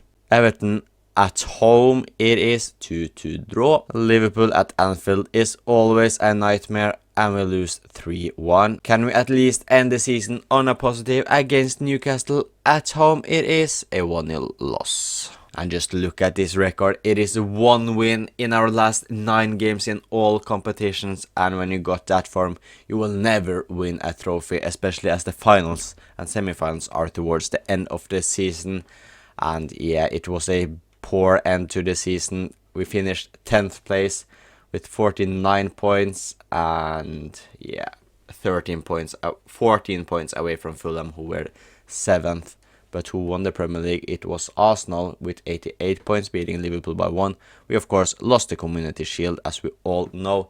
The FA Cup, Arsenal won that, thankfully, over Brighton, who we lost against in the semi-final. In the League Cup, Tottenham won that. We went out in, was it the 4th round we went out to? Yeah, to Man United, of course. The Champions League won by AC Milan, and the Europa League was won by Betis, who we lost to in the semi-final. And this is how our team is looking. We have some decent growth once again. We are looking like a really good team, so I don't really know why we're struggling so badly. But if our striker are not scoring, that is a big reason why. Mitchell is 81, looks like he has reached his potential. Bowie, I think, can grow a bit more, but yeah, I think a striker and maybe a left back is what we will look to sign for in the next summer transfer window. But Pulisic had a fantastic debut campaign here, scoring 33 goals, getting 8 assists. Esse as well, being just insane, 27 goals, 15 assists. Noah Lang, 24 goals, 18 assists, and then there is our strikers. Mateta actually scored a lot, considering he had like 2 goals after 20, so he scored like 5 goals in his last 9 appearances, which is alright, but Nketiah hasn't scored in like 15 appearances, I think. So yeah, that's also a big part to why we have struggled, because our strikers simply aren't scoring enough. Bowie scoring 5 from right back, Gunduzi delivering solid numbers after being signed in January. Unfortunately, yes, he was absolutely fantastic, but he didn't manage to save our season alone. But I'm very happy with him, though. That has to be said. And that it is for season number 2. We finished 10th in the Premier League. We lost the Community Shield. We went to the semi-finals in the FA Cup. We lost in the 4th round of the EFL Cup and also the semi-finals of the Europa League. So unfortunately, we couldn't follow up on first season success with a double. So it's a trophyless season, no European football next season. So here we are, season number 3 as the Crystal Palace manager. And if you watched the last episode, you know we had a pretty disappointing season overall. We finished 10th actually. So it's no European football for us. We came to the semi-final in the Europa League. We lost the Community Shield. We also came to the semi-final in the FA Cup. Went out early in the Carabao Cup. So all in all, it was a disappointing season for us as we won the double in our first season with the FA Cup and the Carabao Cup, and this is our team. It's looking very good in multiple places. Henderson in goal with Bowie right back, Mitchell left back, Gueye and Lacroix as the centre backs, Gunduzi, Worthen as the defensive midfielders, Eberechi Eze as the attacking midfielder, Pulisic on the right, Noah Lang on the left, and Mateta up top. And I am looking to find a new striker and also a new left back in the team. Mitchell has hit his potential, so I think it's time for him to develop or to go to a backup left back, backup defender for us. And also Mateta had a horrible season last year in terms of getting goals, so we need a new striker as well. And I will look to replace Nketiah, so Mateta will be our bench option. And same with Tyrick Mitchell. And the budget is looking very good with 87 million euros. So I think I have enough money to buy the 2 players I want. And the board are expecting huge things from us. They want us to qualify to the Champions League in the Premier League. And they also want us to win the FA Cup. So a big task for us.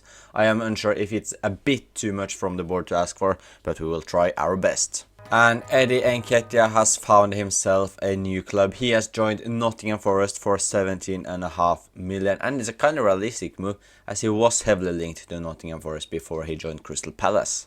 Ben Chilwell is also out the door as he has joined fellow Premier League team Bournemouth for 18.8 million. So now let's get into the signings. And our first signing is a new left back, and I feel that it's a very smart one as he can play as the left back, he can play as the right back, so it's perfect for our squad depth as well. It's Serginho Dest from PSV for 36 million. And our new number 9, it is a man who is on absolutely fire in real life. He will definitely switch clubs according to the rumors. It is Hugo Ekitike from Frankfurt for 63 million euros. So this is how the team is looking going into season number 3, and the 2 signings have improved the squad in my opinion, especially on potential but also in overall, and I'm hopeful Ekitike can have a better season than what Jean-Philippe Mateta had last season because he scored way too few goals. But as we can see, Dest can play on the left back, can play as the right back, has got insane stats going forward, alright going defensively as well, so a very good signing. He is still just 25 years old and 82 rated, which is solid. Ekitike, 24 years old, 84 rated, and I feel like he will absolutely improve us going forward. So I'm excited to see how this team is going to do. And we have an interesting French base in this team. We have Ekitike, Guendouzi, Lacroix and Bowie, and also of course Mateta on the bench. So it's an interesting Crystal Palace French edition. But yeah, let's just get into the season. And we will start with an away. No, I think it's a home. I don't know if it's at least a Premier League game against Arsenal. And we'll just go straight into it with a difficult away game at the Emirates Stadium against fellow London team Arsenal, and we will of course use our strongest team. A debut for Serginho Dest and Hugo Ekitike. It will be interesting to see how they will do it. And if you are still watching, please leave a like to the video and subscribe to my channel so we don't miss future uploads. However, Arsenal are on the attack now. We can't let them score already. That's some good defending by club captain Gueye. Bukayo Saka down the right. Bukayo Saka going past Dest, I think that is, but Mr. Dean Henderson in goal with another good save, and he continues his good form from playable games last season. And if you can get anything from this game, it will be huge as we are targeting to get into Champions League, especially according to the board. So it would just be perfect if we could start with at least not losing to Arsenal, even though it's a difficult away game. But we get an attack, but Ekitike effort is saved by Dean Henderson. No, not Dean Henderson. That's our goalkeeper, by Alisson. And that is a wonderful start by Alisson straight into Bukayo Saka. And this would be a frustrating goal to concede from, as we had a corner. Saka getting past Bowie. It's a good cross, and Henderson with another save. And we can get one last chance before the first half ends. It's the debutant Ekitike, but he doesn't have the necessary pace to beat Kivior. And Saka and Arsenal going straight up to attack, but Lacroix is using his strength with his pace and defending and wins it. And now we can counter-attack. Eze, who has been very quiet this game so far, finds Lang. What can Noah Lang do? tries to find Ekitike. It's a beautiful pass. Hugo Ekitike on his debut, and he misses an absolute sitter. Martin Ødegaard. Victor Gyökeres, he shoots and he scores, and this is such a frustrating goal as we had a golden opportunity with Ekitike, who shot it wide, and then Arsenal goes straight up the other end and score, and it's Victor Gyökeres with his weaker foot. Yeah, it's a bit sloppy defending from us, but yeah, all in all it's probably a deserved lead for Arsenal, but it's frustrating as we had that insane chance with Ekitike. And we are going straight up. Pulisic, can he create something? He does a skill move, he shoots, but he hits the post. Christian Pulisic with a brilliant strike, but unfortunately it's just wide for the net as it hit the post. And Ekitike, he's been good considering his finishing has been poor, but his all-round play has been good. Christian Pulisic this time!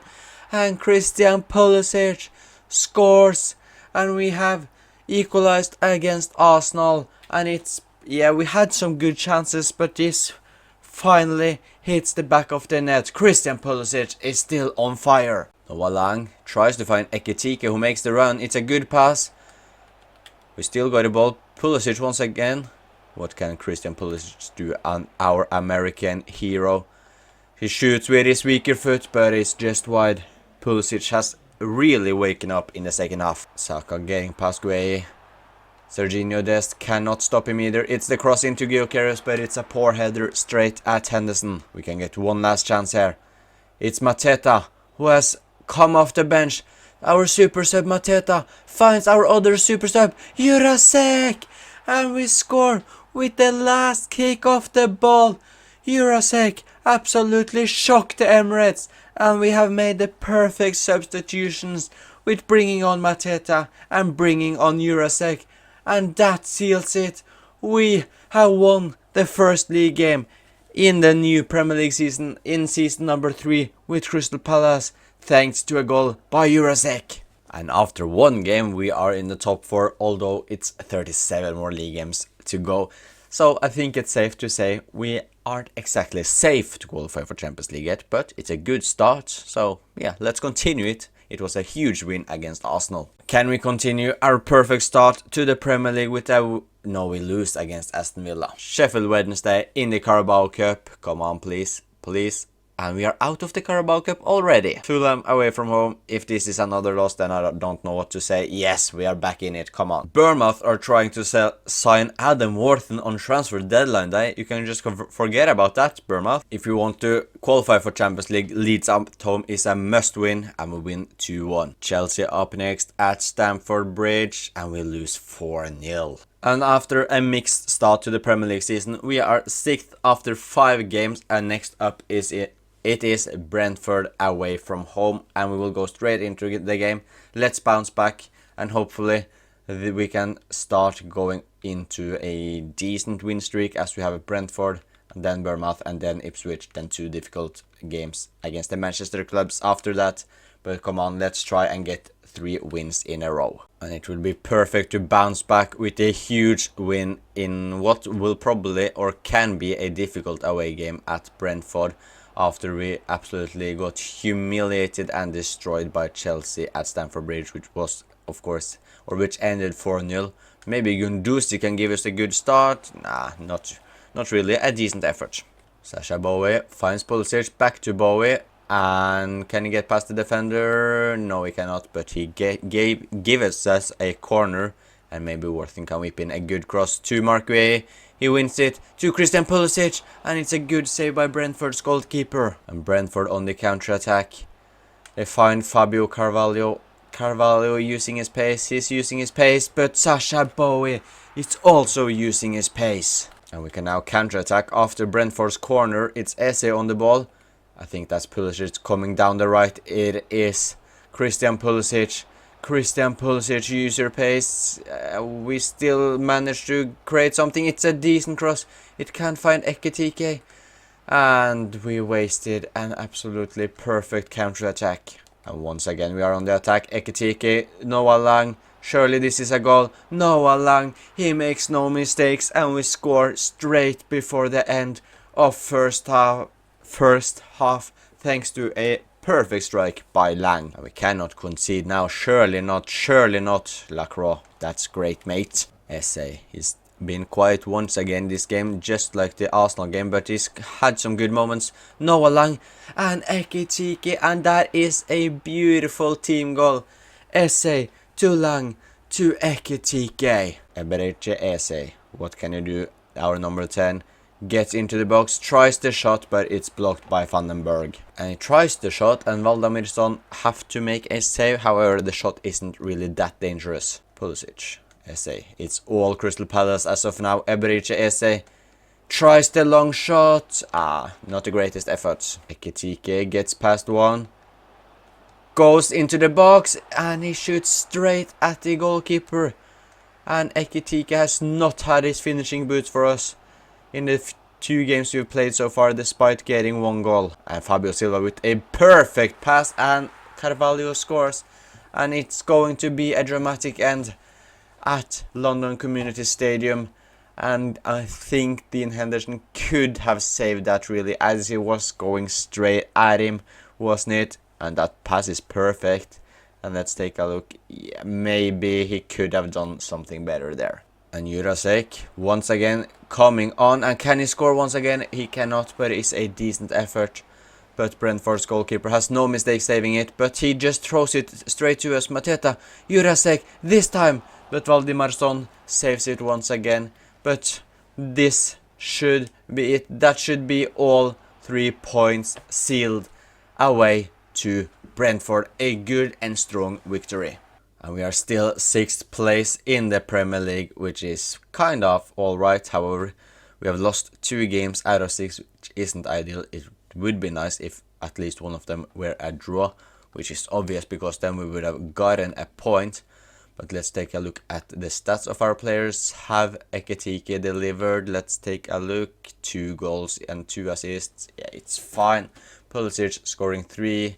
Nolan getting 2 goals and 2 assists. Even Eze, Romain Eze has got a goal. What about Ebereche Eze? Has he done something? 6 games, 0 goals, 0 assists.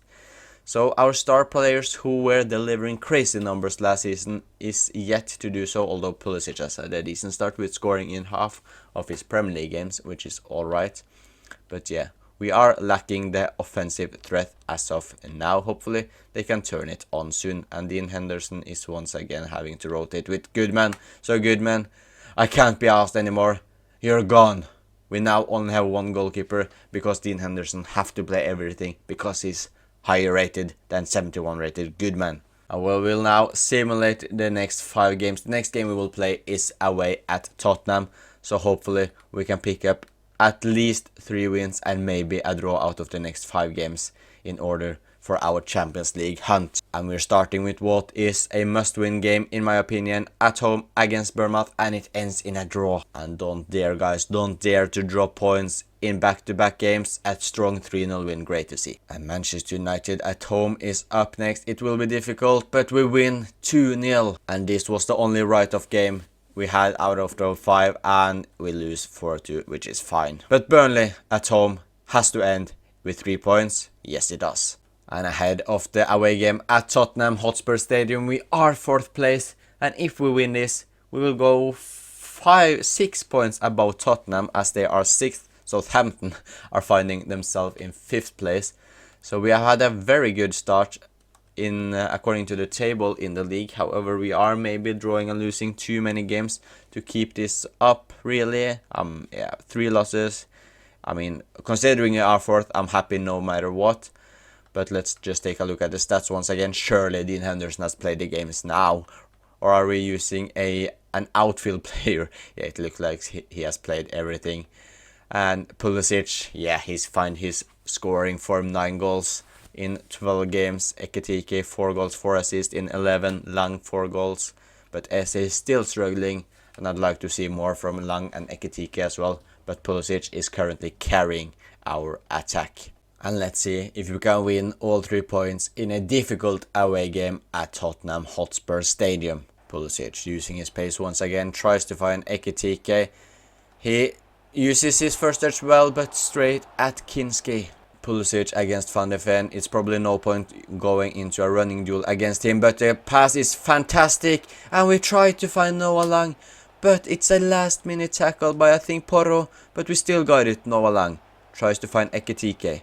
He gets past Van de Ven. The shot is saved by Kinski once again, and it's a poor throw by Pedro Porro, but Ekitike once again can't find the back of the net. And it's all Crystal Palace as of now. Tottenham are struggling so bad, but Kimski are keeping them in this game. Solanke, Tottenham's first proper attack.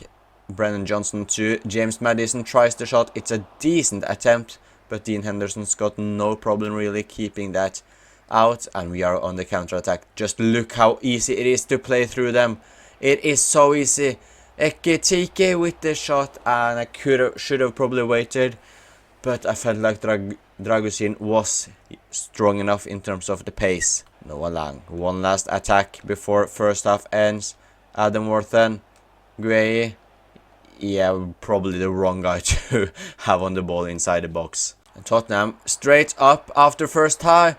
And they had a wonderful team talk by the looks of it, as they get by far their most dangerous attack going straight away from kickoff. Pulisic gets the ball from Bowie. Ekitike is alone in the middle. Hugo Ekitike.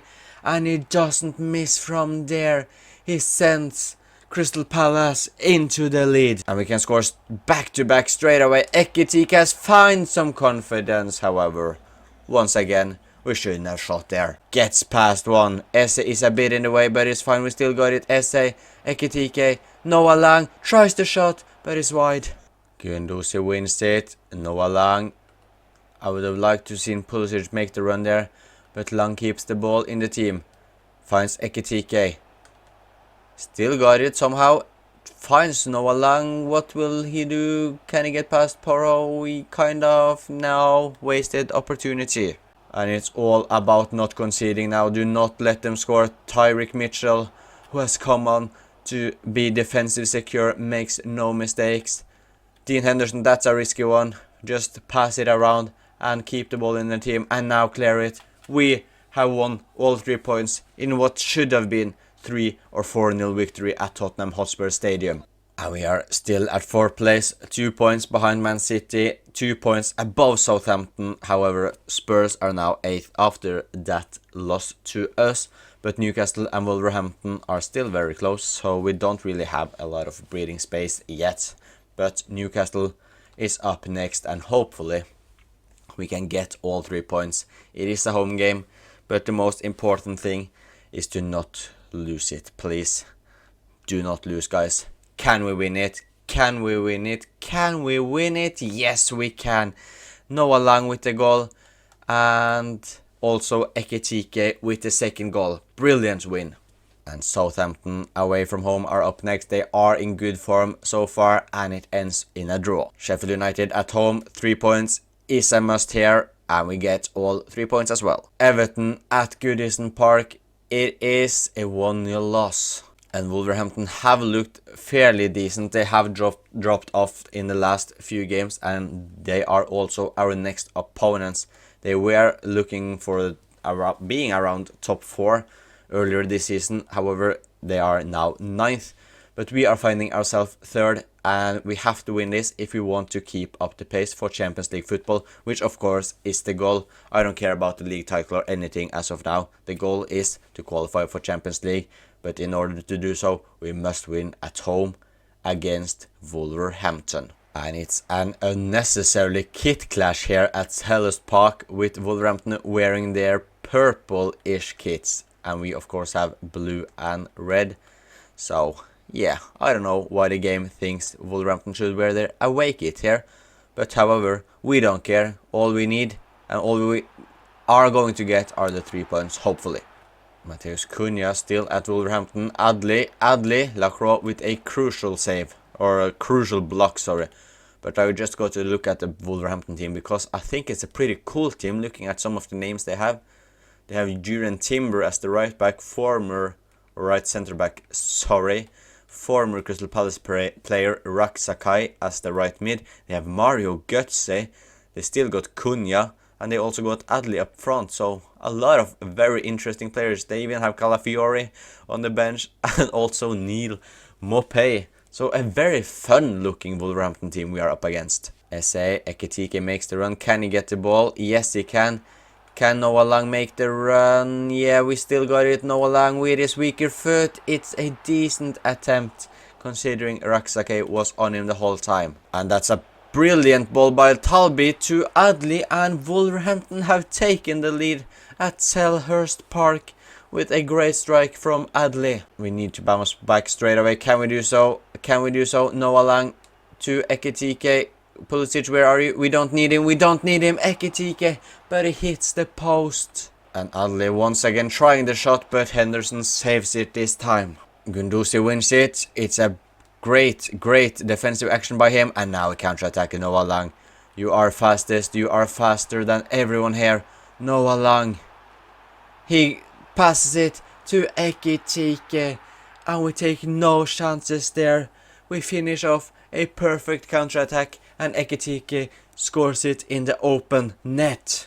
And it's a free kick in a very dangerous position for Wolverhampton, and I got a bad feeling about this one. Mateus Cunha, he hits the wall, or the wall are touching it or whatever, and it's straight at the bar, but we cleared it, and they still put the pressure on. Mateus Cunha, Mateus Cunha, Mateus Cunha, Mateus Cunha scores.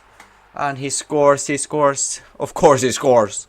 That free kick was bound to go in, however, it didn't. But we couldn't clear it good enough, and Wolverhampton are back in the lead. Noah Lang, SA, no Ekitike, but we can bounce straight back, and Noah Lang, he does so, and we are back in it. We only need one more goal to secure all 3 points, and let's go for it, boys, let's go for it. Adli, and don't let him score now. Henderson with a great save, and we are struggling against Wolverhampton today. We still can't put the pressure on. Pulisic, SA, but it's straight at Solokakis, or however you pronounce their goalkeeper's name. Pulisic makes the run. He is fast enough. He gets it.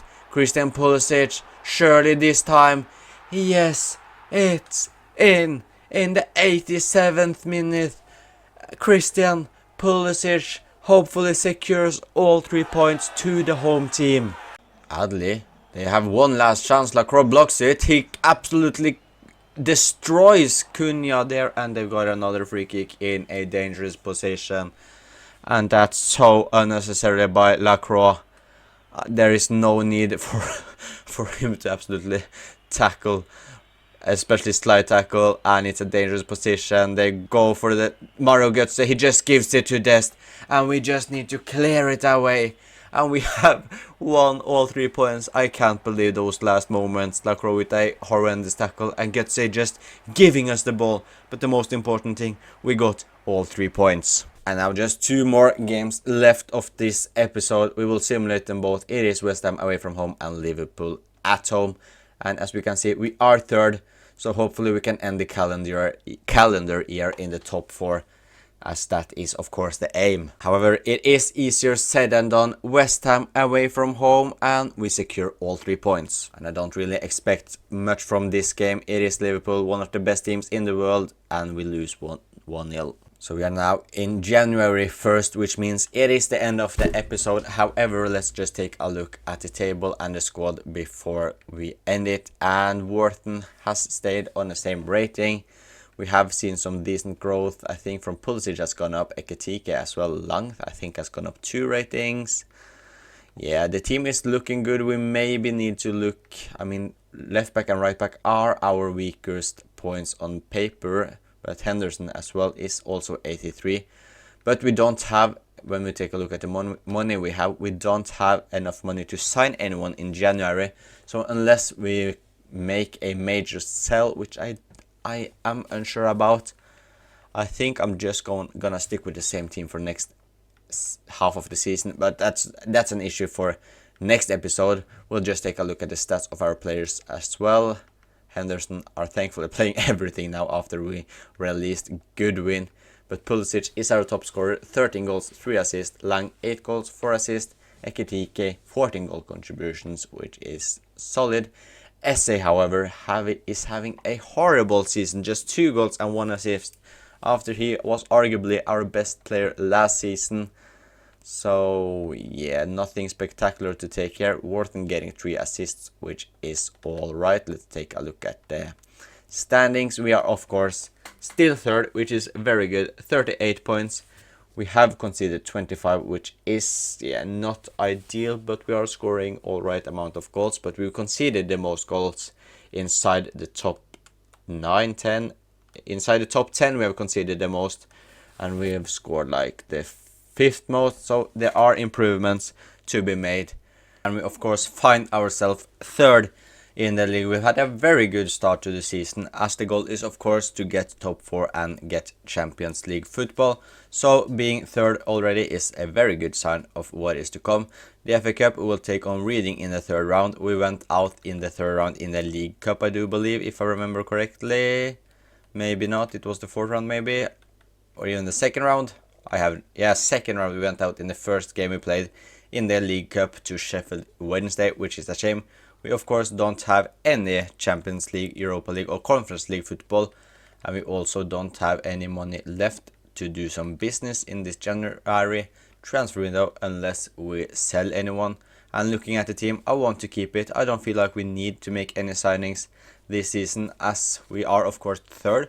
So the team is good enough, and I'd like to see if we can grow the players that we currently have. And I'm also very happy with Dean Henderson, who I think has reached his potential. But if we have a good season, he will of course get more potential due to the dynamic potential. So we will just stick with the same team. And Pulisic is our top scorer with 13 goals. Noah Lang has scored 8. Ekitike, our new striker, has scored 7, who I'm very happy with. 7 goals, 7 assists.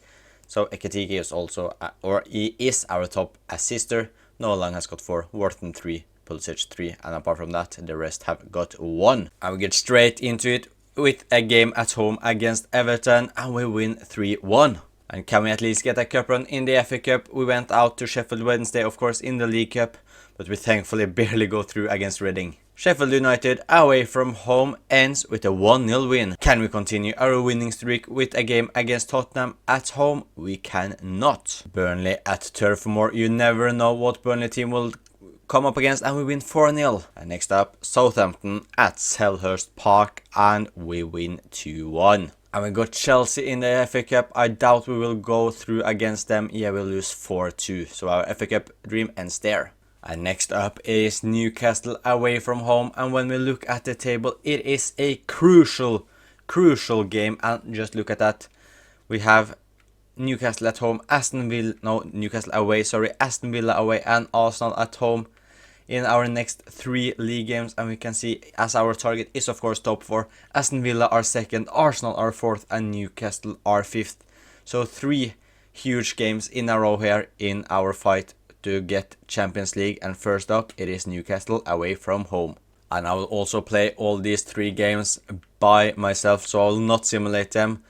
So it's interesting to see how it goes, and hopefully we can pick up at least 6 points. Ideally we go unbeaten, of course, so none of the teams here get 3 points.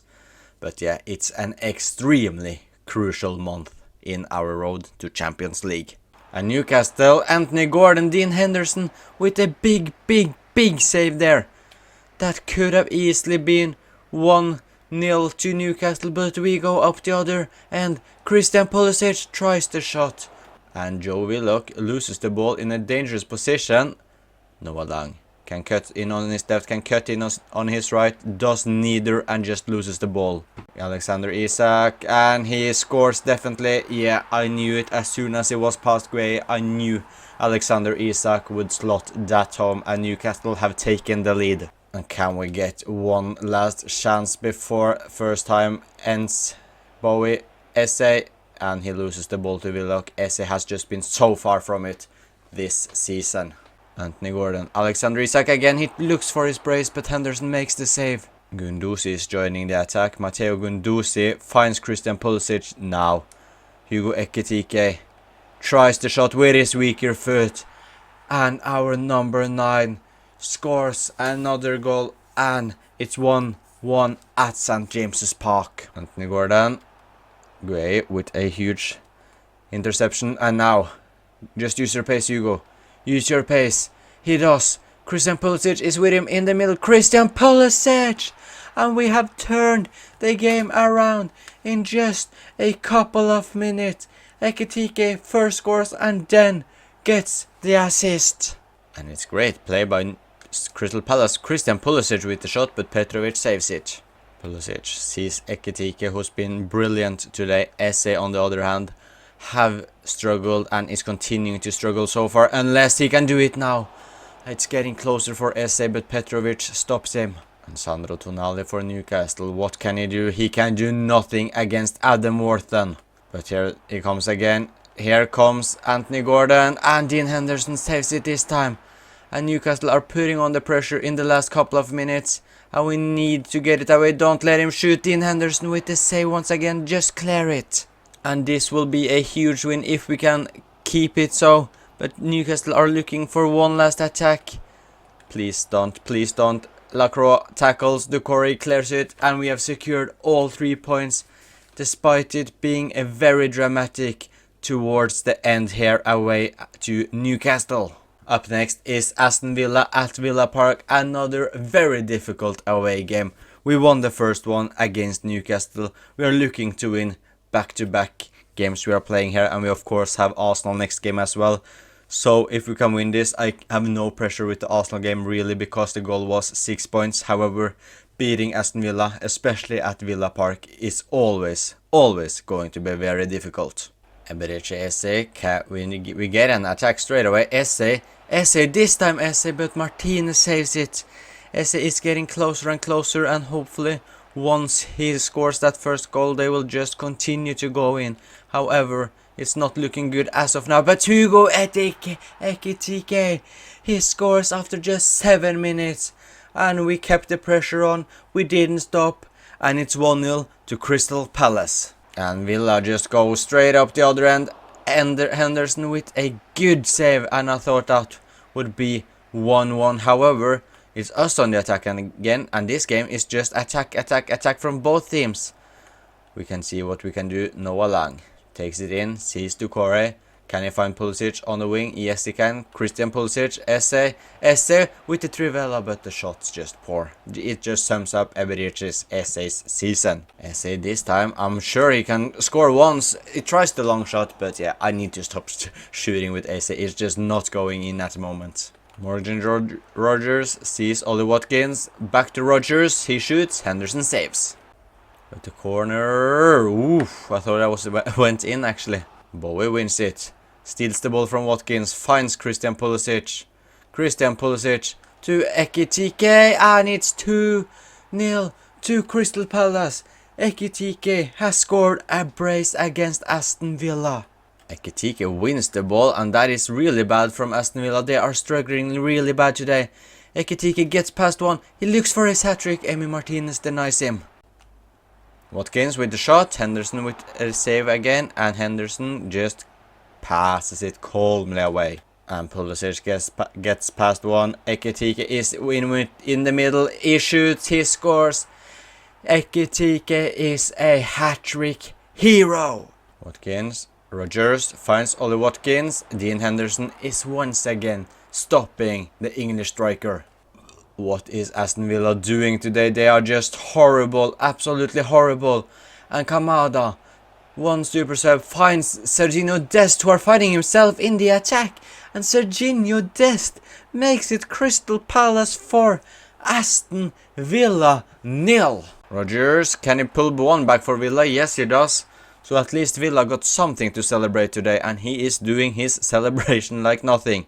And that is game over at Villa Park. We absolutely destroy them. And next up is Arsenal. I'm actually going to bench Eberechi Esse this game. Kamada came on last game and got an assist, so he gets the nod in the home game against Arsenal. Let's make it 3 in a row. Bukayo Saka finding Victor Gyökeres, and they are going straight up the attack, and we know how dangerous Arsenal can be. Last season we got absolutely destroyed by them 4-1 or whatever it was. So we know how dangerous their attack is, but we also know we can beat them, as we won against them last episode thanks to a Jurasek winner. But Yeah, we have to be on it. We have to play our best game in order to get something from this game. Kamada looking to find Noah Lang. Can he reach it? Yes, he can. Noah Lang against Saka. Lang gets kind of past him. Yes, no, yes, really, no, not, yeah, yeah, bit, yeah. Kamada, I don't know what his commentary is. Kamada, who gets the start instead of Esse, tries the shot, but he can't find the target. Gyökeres with the cross to Bukayo Saka. Dest with some quality defending. Ekitike with the through ball to Lang. And Lang are extreme. Oh, it's offside. I was about to say Lang are unstoppable from these positions, but unfortunately he is just offside. Ah, come on ref, come on. But this time Ekitike is onside. Ekitike against Saliba gets past him, tries the shot. Hugo Ekitike finds the crossbar. Christian Pulisic finds Hugo Ekitike with the shot, and a shot by Ekitike means one thing at the moment. It means it's a goal. He scored a hat-trick against Aston Villa. He probably scored against Newcastle, I can't even remember, but he scores against Arsenal as well. And we can go straight up the attack as the second half have started. Kamada with a beautiful pass to Lang. Oh, I was hoping he would take that on his volley instead of the header. Gyökeres finding Bukayo Saka. What can Saka do? He can do absolutely nothing against our wonderful defense. Kamada, Ekitike to Noah Lang. Is he onside this time? Yes, he is. Noah Lang with the finish shot, but that is just horrible. Bukayo Saka gets the ball from Ødegaard. He's looking to do something here. Saka finds Gyökeres, but Henderson is a living wall. But the cross is backing Gyökeres, and Dean Henderson is not a living wall anymore. Gyökeres scores the header. Gyökeres once again. Gueye tries to tackle, and is he off? Is our captain off? Absolutely mistimes it, and Mark Gueye is unfortunately sent off. And Arsenal also have a free kick in a dangerous position. Ødegaard straight at the wall, and Bowie needs to win this. He don't, but at least the ball is some sort away, and there we have it. Now we have one target, and that is to just get the 1 point and move on. And Arsenal on the attack. Victor Gyökeres, Martin Ødegaard to Bukayo Saka. He shoots, and Henderson with a wonder save. And we can't clear it. We cannot clear it. We should have cleared it. We thankfully got it away there, and just kick it away, Mitchell. Kick it away. And one last chance for Arsenal. We can't let them score now. We can't let them score now. We got a ball, and that's it. The points are shared at Selhurst Park, and we absolutely take it. So this is how the table is looking now after the 3 games against Newcastle, Aston Villa and Arsenal, where we got a strong 7 points. And we can see we are still third, just 1 point behind Aston Villa now. And we have got ourselves a pretty huge gap from Arsenal with 6 points, but even a bigger from 5th place Chelsea with 9 points. So surely we should get top 4 and Champions League football next season. But we have to, of course, win our games in order for us to be more safe, and we win 3-0 against Leeds. Next up is Brentford, and the result is 1-1. A huge game against Chelsea. Can we win it? We win 2-1 with a goal from Jurasek and Esse. And look at Ekitike's stats: 16 goals, 11 assists. He is doing wonders for us. Christian Pulisic have 15 goals, 9 assists. Noah Lang 13 goals, 6 assists. And Esse, he's finally starting to deliver some goal contributions. He had like 2 goals and 1 assist after 20 games. So he's got like 3 goals and 2 assists in his last 10, which is great to see that he's finally getting involved as well. West Ham up next in the league at Selhurst Park, and we win 2-1. Wolverhampton at Molineux, and it's a 1-1 draw. A London derby against Fulham at home, and we win 3-0. And next up it is Man City at home, but just look at this table. We are 3rd place. We are just 3 points behind Aston Villa, 1 point behind Man City, and we have an 11-point gap from 5th place. So Champions League football is almost guaranteed, but we are finding ourselves in a title race. So we will of course play this game against Man City, and if we win, we are really in a title race. If we draw, we are still in it, and if we lose, we are most likely out of it. So it's a huge game, a huge opportunity for Crystal Palace. And City are getting the first chance of the game. Doku, he still got the ball, finds, I think that was Nico Gonzalez. Guehi clears the ball, and thankfully it is nothing dangerous. However, it turns into a perfect pass for Hugo Ekitike, and he shoots. Ederson can't save it. And what a goal to score. We thought we were almost going to concede. Guehi just clears it. Hugo Ekitike is there. He uses his strength. He's using his pace. He's using his powers and shoots with his weaker foot. And however, Ederson, he should have definitely saved that one. Jeremy Doku with a quality pass to Haaland. He tries the chip. Henderson can't save it. Lacroix can't clear it away, and Man City are back in it. Hugo Ekitike against Man City's defense. He does some skills. He tries the shot, but Ederson saves. Haaland once again is making our defense looking nervous. However, that pass is poor, and one of our biggest strengths are our counter-attacks. We still got it. Ebrich Eze. Come on. You found some decent form lately. And yeah, I think that form is gone again. Finds Doku. Doku with some beautiful skills. Lacroix with the last ditch tackle. Haaland wins it again. Lacroix blocks it. Sasha Bowie heads it to Guehi. Clear it. Just get it away. What a horrible clearance. City still got the ball. Kovacic with a fancy pass to Haaland. Haaland to Foden. Phil Foden. Dean Henderson saves. Foden with the rebound. He can't score. And Bowie gets it out to a corner. Rodri, Kovacic, and we are in deep trouble right now. Kovacic shoots, Henderson saves, and at the moment it is all Man City. But it looks like Man City have other plans. They are getting one last chance. Guehi tries a crazy tackle. Phil Foden, what can he do? He finds John Stones, Worthing gets it away, and the game ends with a 1-1 draw, and we are still in the title race. However, Man City and Aston Villa are both still above us. And this is how the league is looking with 4 games left to play. We have 72 points.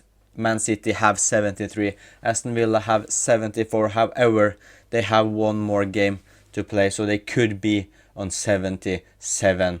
But yeah, we are not the favourites for the title, but we are still in the race. And we got Man United away from home, which will be difficult. Ipswich at home should be a win.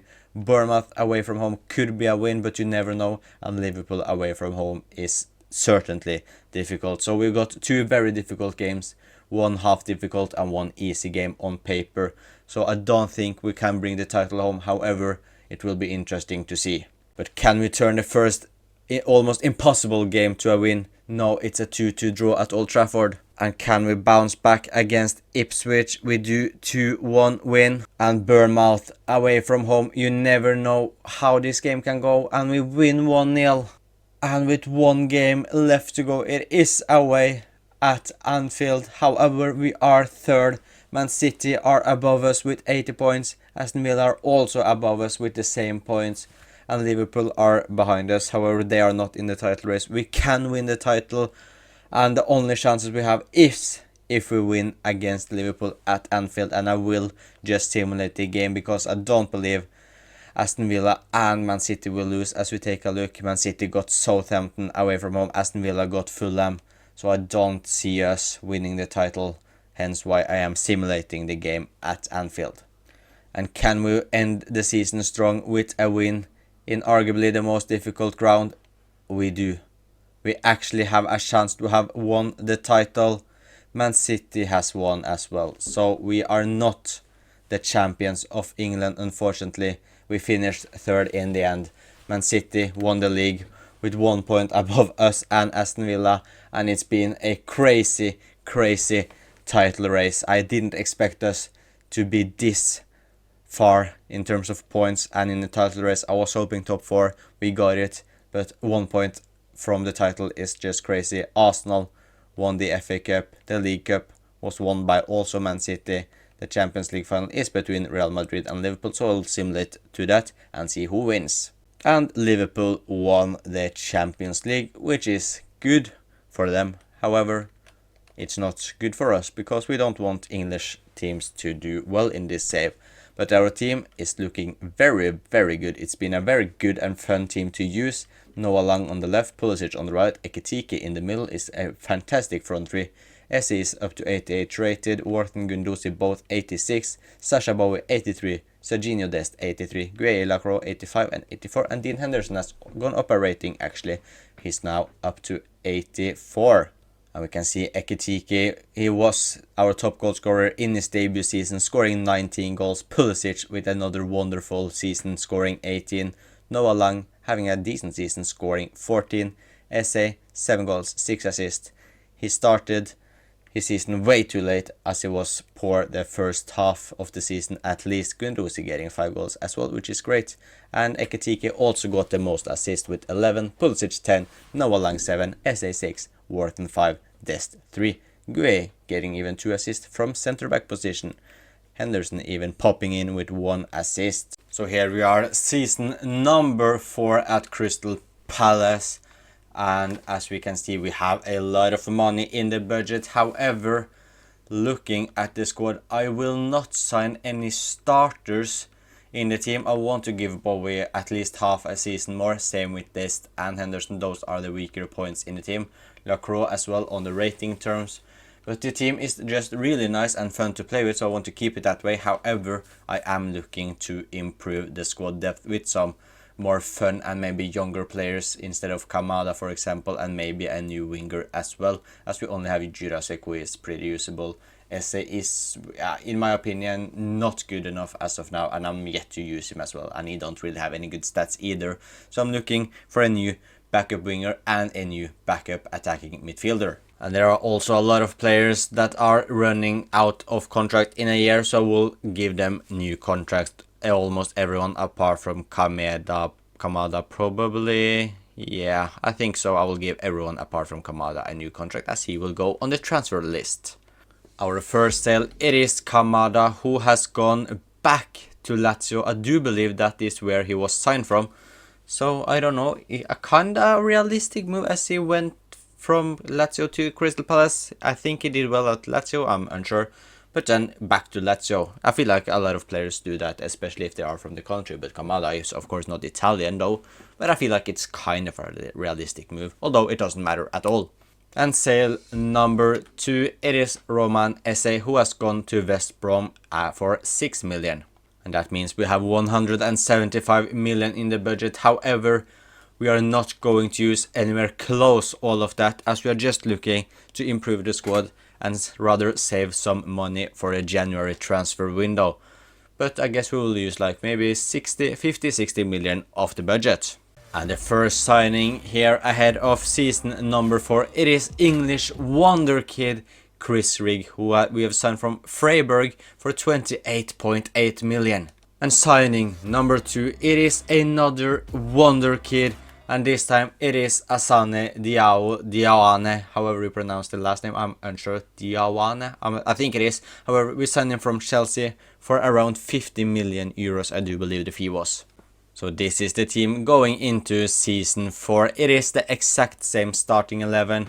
I want to give them at least half a season more, and maybe we can even win the Premier League title with this team. I am unsure though. But the 2 upgrades are of course on the bench. It is Chris Rigg, who got lots of potential, as well as Diawane. But Chris Rigg, 20 years old, 77 rated, will be our backup attacking midfielder, and can maybe play as the DM as well if needed. However, we go to Corey for that. And we also got a backup winger. He can play on the right, he can play on the left. I will change his positions to right wing or left wing. But yeah, it is Diawane, 21 years old, insane stats and 81 rated. So 2 wonder kids has joined this insane Crystal Palace team. And look at that, Diawane has gone up 2 ratings because we have changed his position from right mid to right wing. He's now already up to 83. And we got a fairly easy start in the Premier League with a home game against Southampton. So let's just see if we can get 3 points to start off with. We have to surely. Yeah, 2-0 win. Goals from Pulisic and from Doucouré. However, we need to look at the board objectives. They want us to win the Premier League.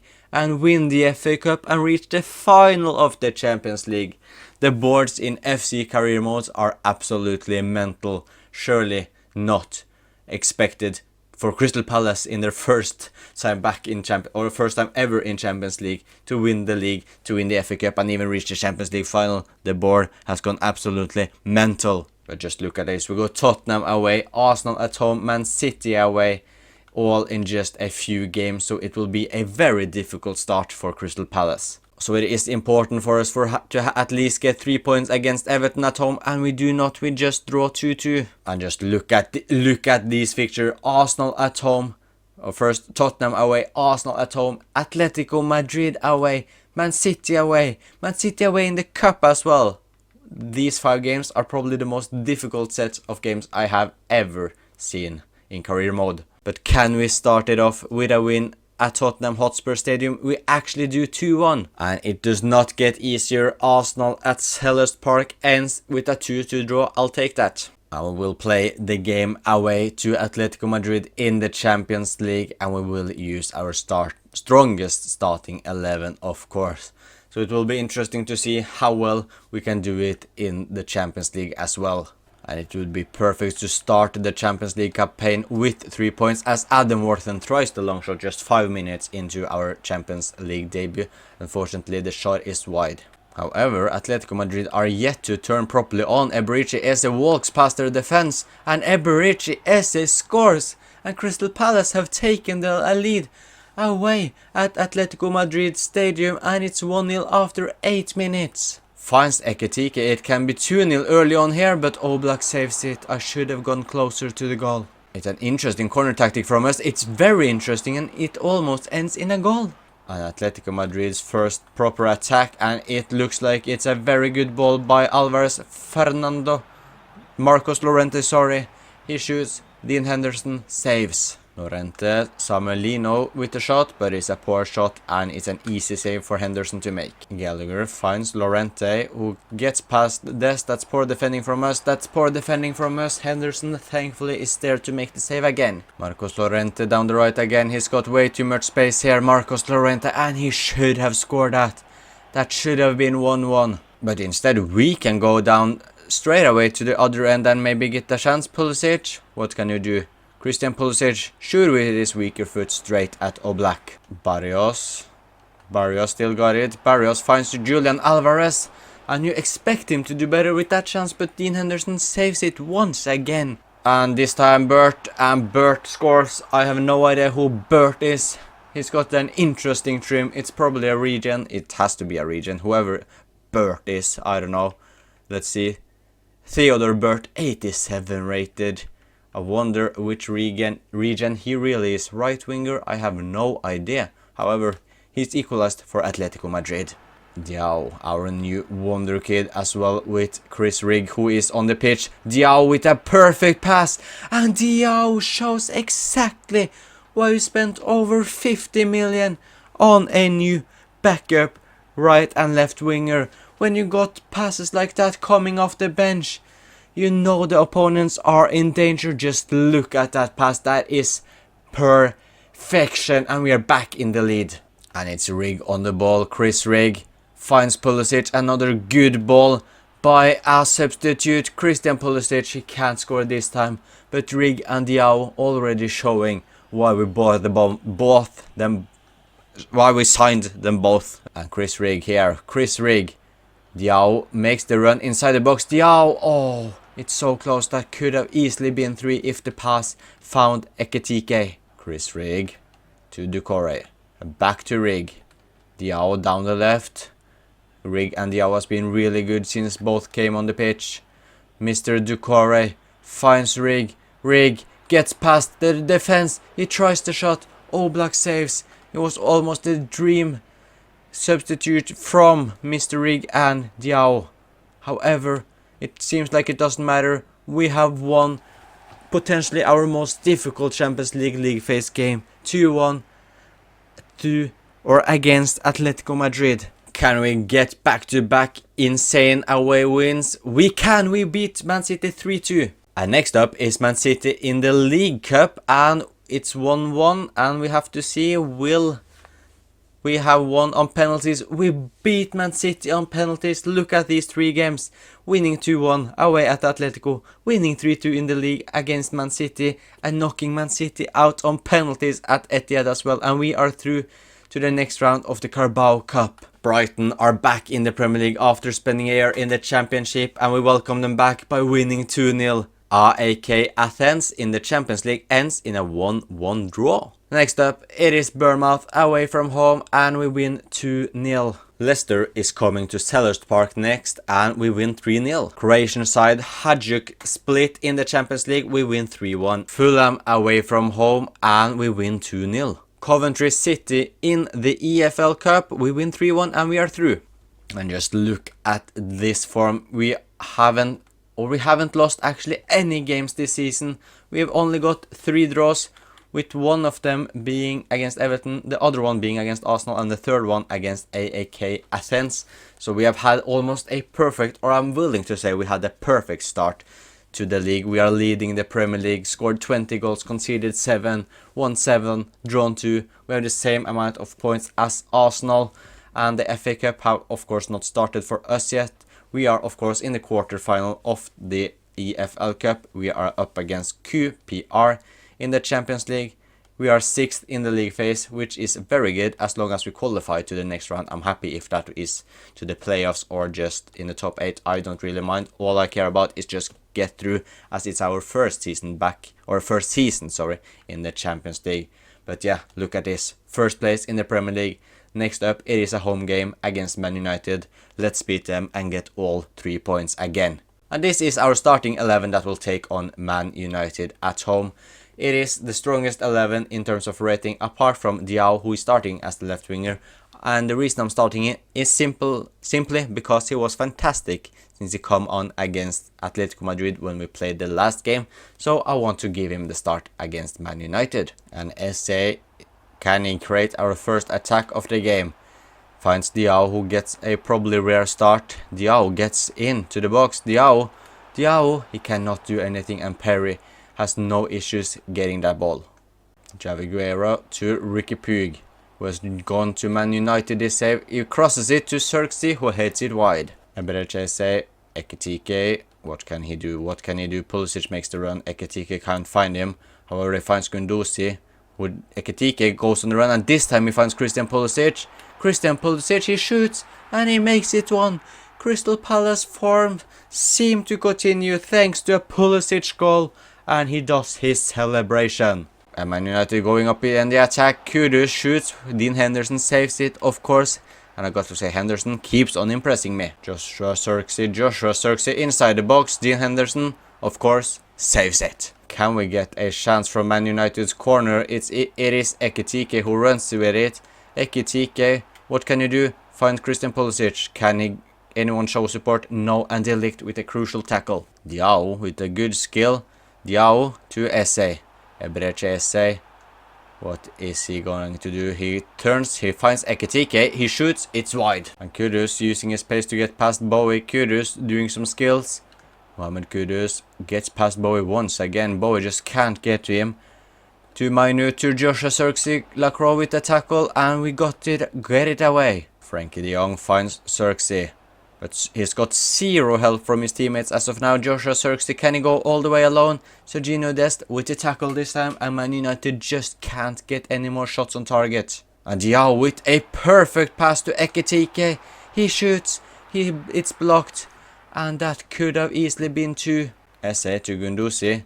Noah Lang, who's now on the pitch, tries a Rabona flick, gets past Xerxes. But what can he do now? Noah Lang, he shoots, De Ligt blocks, we still got it. Wharton, this time he shoots, and he almost scores. And we can get one last chance, and we can put the final nail in the coffin. Christian Pulisic was already scored, tried to find Mateta in the box, but the cross is blocked, and that is game over. We have beaten Man United, our insane run of form continues, and we got another 3 points. Next up, it is Braga in the Champions League, and the game ends 3-2 to Crystal Palace. West Ham is up next, away from home, and it's another big victory. Liverpool at Selhurst Park is next, and it's a 1-1 draw, we take that. Fiorentina in the Champions League, and we destroy them 4-1. And next up, it is Chelsea away from home at Stamford Bridge. And we can see they are at 4th place. We are leading the Premier League. We are still unbeaten after 12 games, getting 30 points, which is fantastic.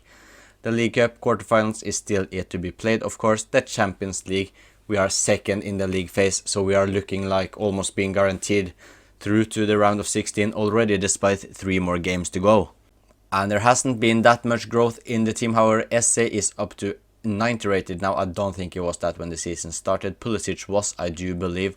But despite our goalkeeper being 84, our fullbacks being 83 and our centre backs being 85, we are very good defensively. So this team is very, very good. But yeah, let's just take a quick look at the stats before we take on Chelsea. We haven't exactly kept the most clean sheets, but we've kept 6 clean sheets in 12 Premier League games, which is very impressive. So Dean Henderson is doing a good part there. SA, this is more like his 13 goals, 5 assists. That's a lot more than he had last season already. Pulisic, 13 goals, 2 assists. Lang, 4 goals, 6 assists, which is fine. Ekitike has just played 13 games, having scored 4 goals and getting 1 assist. What about Mr. Matetos? Probably played instead. 3 goals, 1 assist from him, which is fine. And we can take a look. Rig hasn't played that much. What about Diao? He hasn't played much either, just 3 games on him. But that's it. When you have like squad players or bench players or whatever you want to call them, they don't get a lot of game time, most of them, when you just simulate the games. But I wanted someone I could bring on when I was playing the games. So can we continue our unbeaten start to the season after like almost 20 games at Stamford Bridge? It will be difficult, but it's definitely possible. Sasha Bowie joining the attack, finds former Chelsea player Christian Pulisic, tries to cross it to Lang, who tries some sort of volley, but it's straight into Molina. This just gives Alvaro the ball. That is really poor from our left back. Can we win it back? Adam Wharton tries to slide tackle, he can't win it. Chelsea still on the attack, finds Kamara with a perfect pass to Cole Palmer, who shoots straight at Dino. Cole Palmer to John Duran, and surely he will score. He cannot.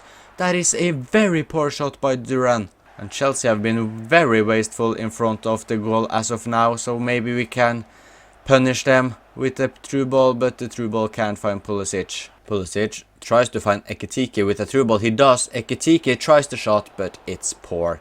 A poor hit from our number 9. Mainan, however, gives it to Pulisic. Eze trying the shot. Eze sees the open net, but he misses. And can Cole Palmer try the shot from a lot of meters away? He tries the shot, Cole Palmer, and it's not far away. And Noah Lang, now we can get a proper attack. Hugo Ekitike. He's not fast enough to get past the centre back, but he finds Lang back. We need some support. Wharton joins the attack, sees Eze. Eze gets past one, he shoots, he scores. Eberechi Eze, we have him back this season, and he's showing exactly who he is. Adam Wharton sees Noah Lang, who makes the run, and it should be 2. Can it be? Or is... yeah, surely Noah Lang with the finesse. He hits the crossbar. We are just inches away from taking a late lead at Stamford Bridge. Bradley Barcola, who has gone to Chelsea, down the right. And he absolutely destroys Mitchell. Barcola to Palmer. And we are just inches away from taking the lead. Chelsea goes up the other end and scores in the 87th minute. And that is game over. Chelsea no, they cannot get the last attack, but it doesn't matter. The game is over. We lose 2-1 to Chelsea, and it's our first loss of the season. But can we bounce back straight away at home against Leeds? Yeah, we win 1-0. Newcastle away from home is always difficult. However, we win 3-1. And it's a big game against PSG in the Champions League away from home, and we win 1-0 there as well. Aston Villa, who we were in a title race with last season, we win 2-0 against them. And QPR away at home in the EFL Cup. Can we reach the semi-finals? Yeah, we do so quite easily. And another league game, it is against Ipswich, and we win 5-2. Wolverhampton up next, surely another 3 points. Yes, it is. And the last league game of the calendar year, and the last game in general, is a 3-1 win against Nottingham Forest. And that is it for the first half of season number 4 here in the Crystal Palace career mode. And just look at that, we are leading the Premier League table with 6 points over Arsenal. And we are now looking like the favourites to win the Premier League. The FA Cup is yet to start, but we will take on Swindon in the 3rd round. The League Cup, we will take on Chelsea in the semi-final, so no easy game there. The Champions League, we are 2nd in the league phase still, so we are looking very, very good in the Champions League. But the Premier League, if we can win this in season 4, it will be a very, very big success. And this is how the team is looking, and we still are yet to see good growth from Dest and Bowie, so I maybe look to improve in the fullback position and maybe the centre back position as well. I am unsure. The team is not weak when we are going through the games, but it would be nice to get a big signing. So maybe I will convert Dest into a backup left back and right back, sell Mitchell, and then maybe sign a massive left back. I am unsure, but we will see what will happen. However, the attack on one hand don't need any upgrades. Noah Lang, Ekitike, Pulisic, Eze, all insane. And hopefully Ekitike has started to deliver better numbers because he was struggling. So let's see. No, he's 18 games, only 6 goals, 1 assist. Not ideal, but Pulisic 20 goals, 5 assists. Eze 15 goals, 7 assists. Lang 8 goals, 7 assists. Gunduzi also delivering solid numbers from the DM possession. We are of course leading the Premier League quite comfortably, and we are also still in the Champions League, of course, because the league phase isn't done yet, but we will definitely qualify for the next round. The Carabao Cup as well, we are in the semi-final here against Chelsea, so we have the potential to win 3 or 4 silverwares because of the FA Cup as well, because it hasn't started properly yet. But we are of course in the semi-final, so we have a good chance of winning this. And we also have a lot of money in the bank. We have 89 million, so let's see if we will bring any new signings in. We have made an upgrade on the left back position. There aren't many in the game actually that would upgrade our current team, but we found one. We have signed Lewis Hall in a swap deal, including Tyrick Mitchell and 30 million euros. We signed him from Newcastle and he's 85 rated. Welcome, Lewis Hall. And here he is, 23 years old, 85 rated, and he's got very good stats. So Dest is now the backup left back and backup right back. And I don't really think we could have started with a more difficult away game, as it against Liverpool at Anfield in the Premier League. And let's just see if we can start the year off perfectly. We do. We win 1-0 thanks to a Pulisic goal.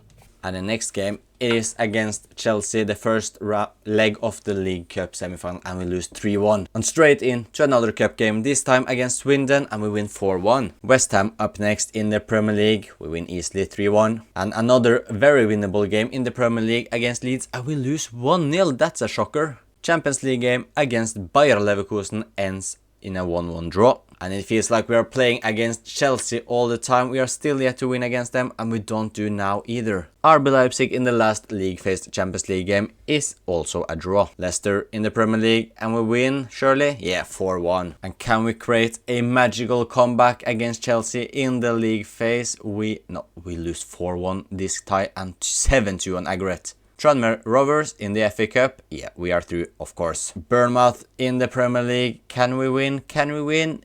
Yes, we can. 3-0. And in the Champions League round of 16, we will take on Borussia Dortmund. And 25 games into the Premier League season, we are still leading the table, and it's with 8 points. So we are surely the favourites now. We cannot bottle this league title. The FA Cup, we are of course in the 5th round. We will take on Blackburn. The League Cup are of course final between Chelsea and Arsenal. Yeah, we got absolutely destroyed by Chelsea in the League Cup here. But yeah, Champions League against Borussia Dortmund in the round of 16, and the Premier League, surely we will win it. But before the Champions League, we will have a few more games. It is a 4-0 win against Everton. Southampton up next, and it is a 3-1 win. And can we bottle it in the FA Cup against Blackburn? No, we cannot. And Christian Pulisic continues his insane scoring form for Crystal Palace, now up to 33 goals.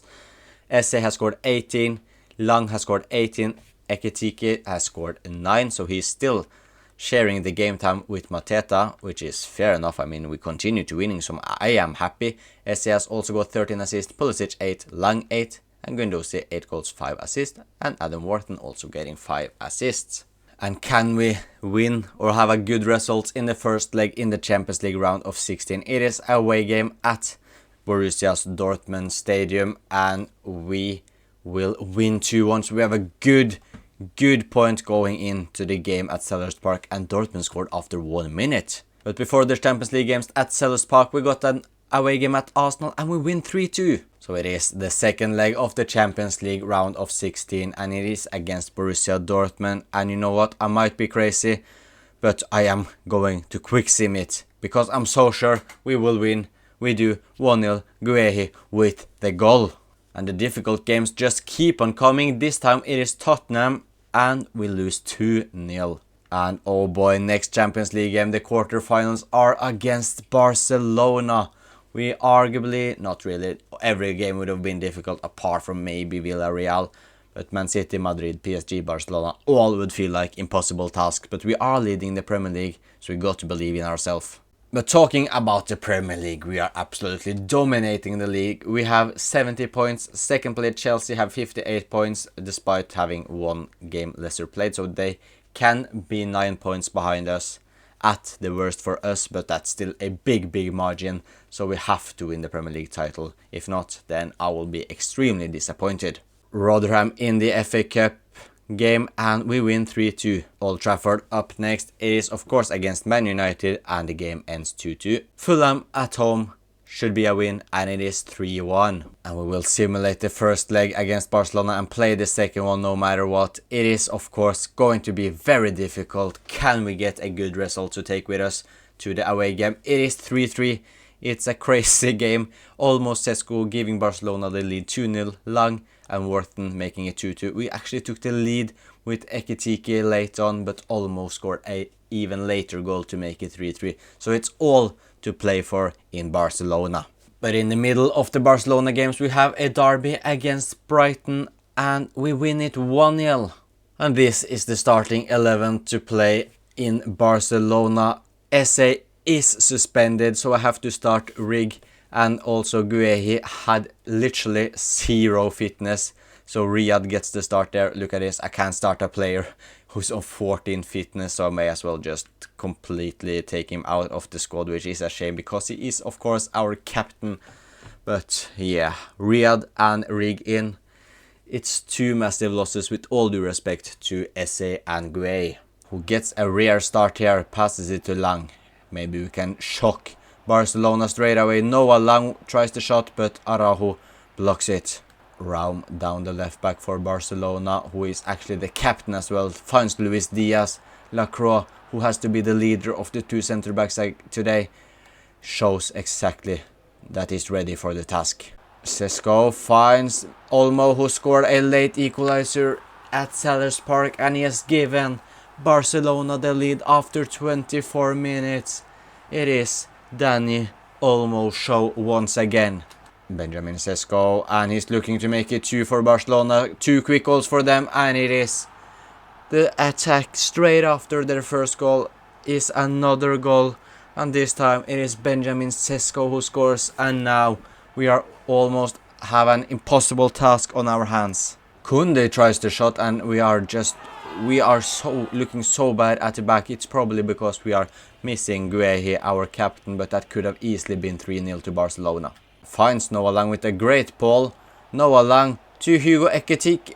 I can't believe it. Just shoot it with a volley. That should have been a goal back, but no. That may have been the chance we had to make a comeback. It couldn't really have been any easier chance for Ekitike, but he missed it. And Sesko, can he make it 3 to just ruin all hope? No, he cannot. Henderson saves it. There are still a little bit of hope left, but that is not a lot. Benjamin Sesko trying a long range goal, but it's straight at Henderson. And that's a good ball by Noah Lang. We can score now. If we do, there are some hope left in the game. Ekitike scores. It's a messy goal, but at least it's in. And we can make a comeback in Spain. Yamal 2. I didn't see who that was, but that is a fantastic save by Henderson. It was Diaz who tried the shot, but Henderson saves it with his shoulder. Chesko, he does some skills, he finds Eric Garcia, and that is probably game over. Barcelona have taken the lead, and it is 3-1 to the home team and 6-4 on Agret. Ekitike down the left, we tried a fancy throw-in, can it turn into something? Ekitike shoots, and it's a goal, and we have some sort of hope again. We answer straight back, but we need one more, and that is a brilliant goal by our striker. But Barcelona are on the attack again. Chesko, he tries it. That can't go in. Thankfully, it doesn't. Diao, can he use his pace? He cannot really, but he still keeps the ball. Come on, one last attack. One attack is all we need. We just need to score it. If not, we are out. Pulisic. Come on, come on, come on. Pulisic. Yeah, we don't really have a lot of hope. Noah Lang, who is playing as an attacking midfielder as Rig, didn't really impact it. Christian Pulisic. Pulisic. Noah Lang. He tries the shot, but Araujo blocks it. And that is game over. Barcelona are through to the Champions League semi-finals. Our journey ends here. And after that loss to in the Champions League to Barcelona, it is all to play for now in the Premier League, or not really all to play for because we have basically won the title already, but we have an FA Cup semi-final against Liverpool and hopefully a final against either Aston Villa and Sheffield United. So if we can win the Premier League and FA Cup double, that would still be an absolutely insane season. And we have another game against Man City, this time in the Premier League. We win 2-1. But here we have it, the FA Cup semi-final against Liverpool. It would be nice to win the FA Cup double and the Premier League double, of course, but then we have to beat Liverpool first, which will be far from easy. And we can go straight up in the first attack of the game. Nothing has happened in the first 10 minutes, but unfortunately we can't make anything out of that chance. Liverpool, Mo Salah, who's still playing at Liverpool, almost scores, but Henderson, who always is good for us, showing his qualities once again. Noah Lang with a perfect dribble. Ekitike, he shoots! And he scores! It's Crystal Palace 1, Liverpool 0 at Wembley Stadium. And Liverpool are now looking to score. Jonathan David, he can shoot, he can score, but Dean Henderson can also save. And Liverpool on the attack again. Jonathan David, this time he shoots, but this time as well Dean Henderson saves. Curtis Jones giving the ball to someone, I couldn't see who that was, but the shot is, unfortunately for Liverpool, absolutely horrible. SA tries to find Ekitike, but Liverpool defended well. But they just give the ball away. Tyler Morton just giving the ball to Gundogan, who finds Pulisic, and Pulisic with the shot. And you know what that means. When Pulisic shoots in a dangerous position, it almost every time ends in a goal. Jonathan David getting inside the box. He passes it to Tyler Morton, who basically gave us goal number 2. And he now makes up for it. Liverpool have won back. But Salah now looking to equalize. Actually, Liverpool have really got the momentum after the first goal. Mo Salah cuts in on his left, passes it to Tyler Morton, who tries the shot. Morton almost scores a brace, but thankfully for us, it is just wide. Jonathan David to Tyler Morton, finds Jonathan David back. It's a great effort, but Dean Henderson with an even greater save.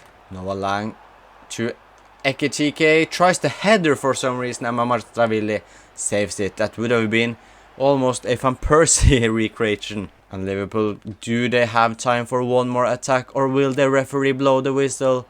He will give them the time. Do not concede now, do not concede. And that is game over. We are through to the FA Cup final after beating Liverpool 2-1 at Wembley. And if we just take a look at the Premier League table once again, there are no threats of us not becoming Premier League champions.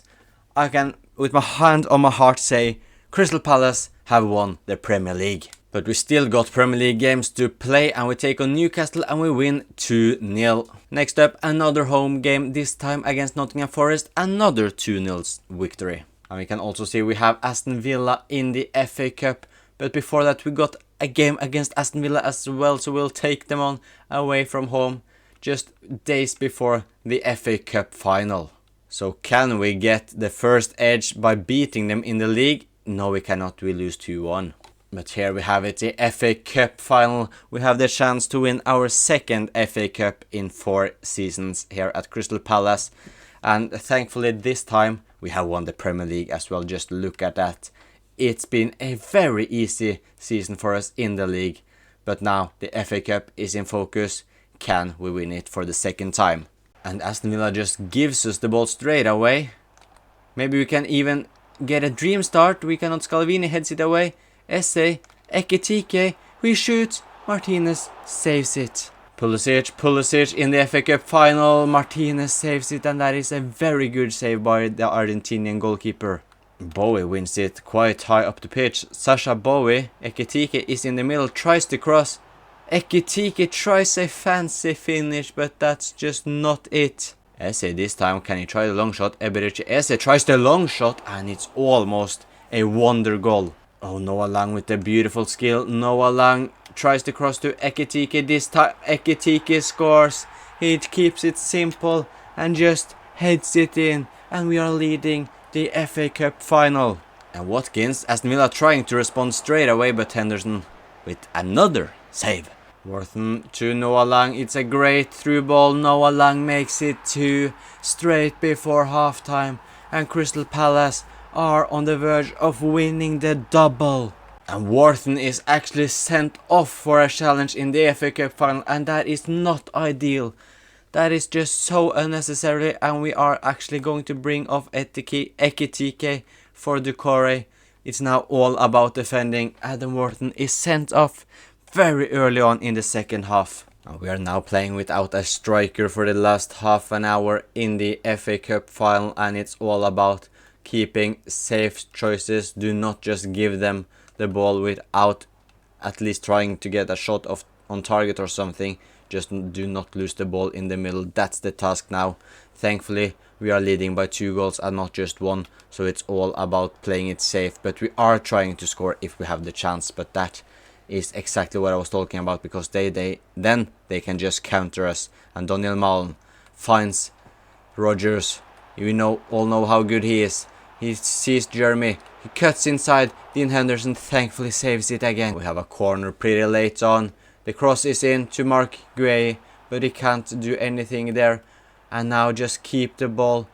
How little time is it added on? It is Doucouré. It is Esse. He shoots and he scores with the last kick of the game. And Crystal Palace are FA Cup winners for the second time this save. And here we have the trophy list once again. It's Mark Gueye, our captain, who lifts another FA Cup trophy. And we got 2 more Premier League games to end the season. There's no pressure behind them. It's just to get them gone and done. We have dominated the Premier League. The first one is an away game to Wolverhampton, and it's a 1-1 draw. And then it's the last game against Ipswich, which will probably win, right? Yeah, we win 3-1 with a goal from Ekitike, Wortham and Lang. And this is the team that has won the FA Cup and Premier League double, and what a team it is.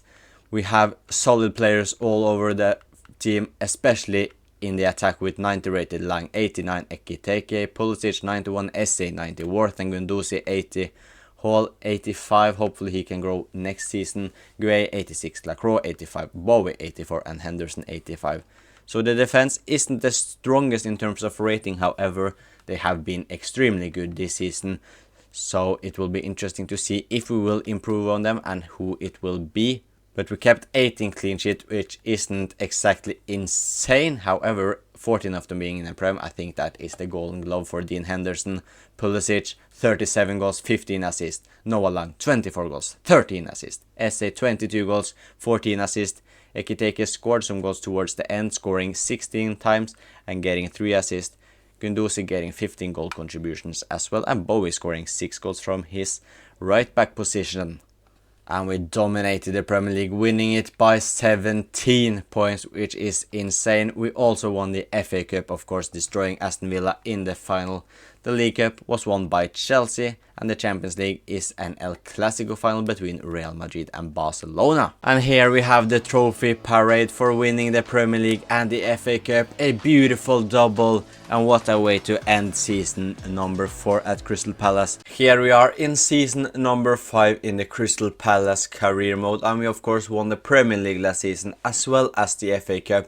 So our squad is very good. We can see everyone apart from Pulisic, probably because the United States aren't in the game for some reason, and also Sasha Bowie are all on international duty. So yeah, we have a very good international squad as well, but let's see if we can find some upgrades on it.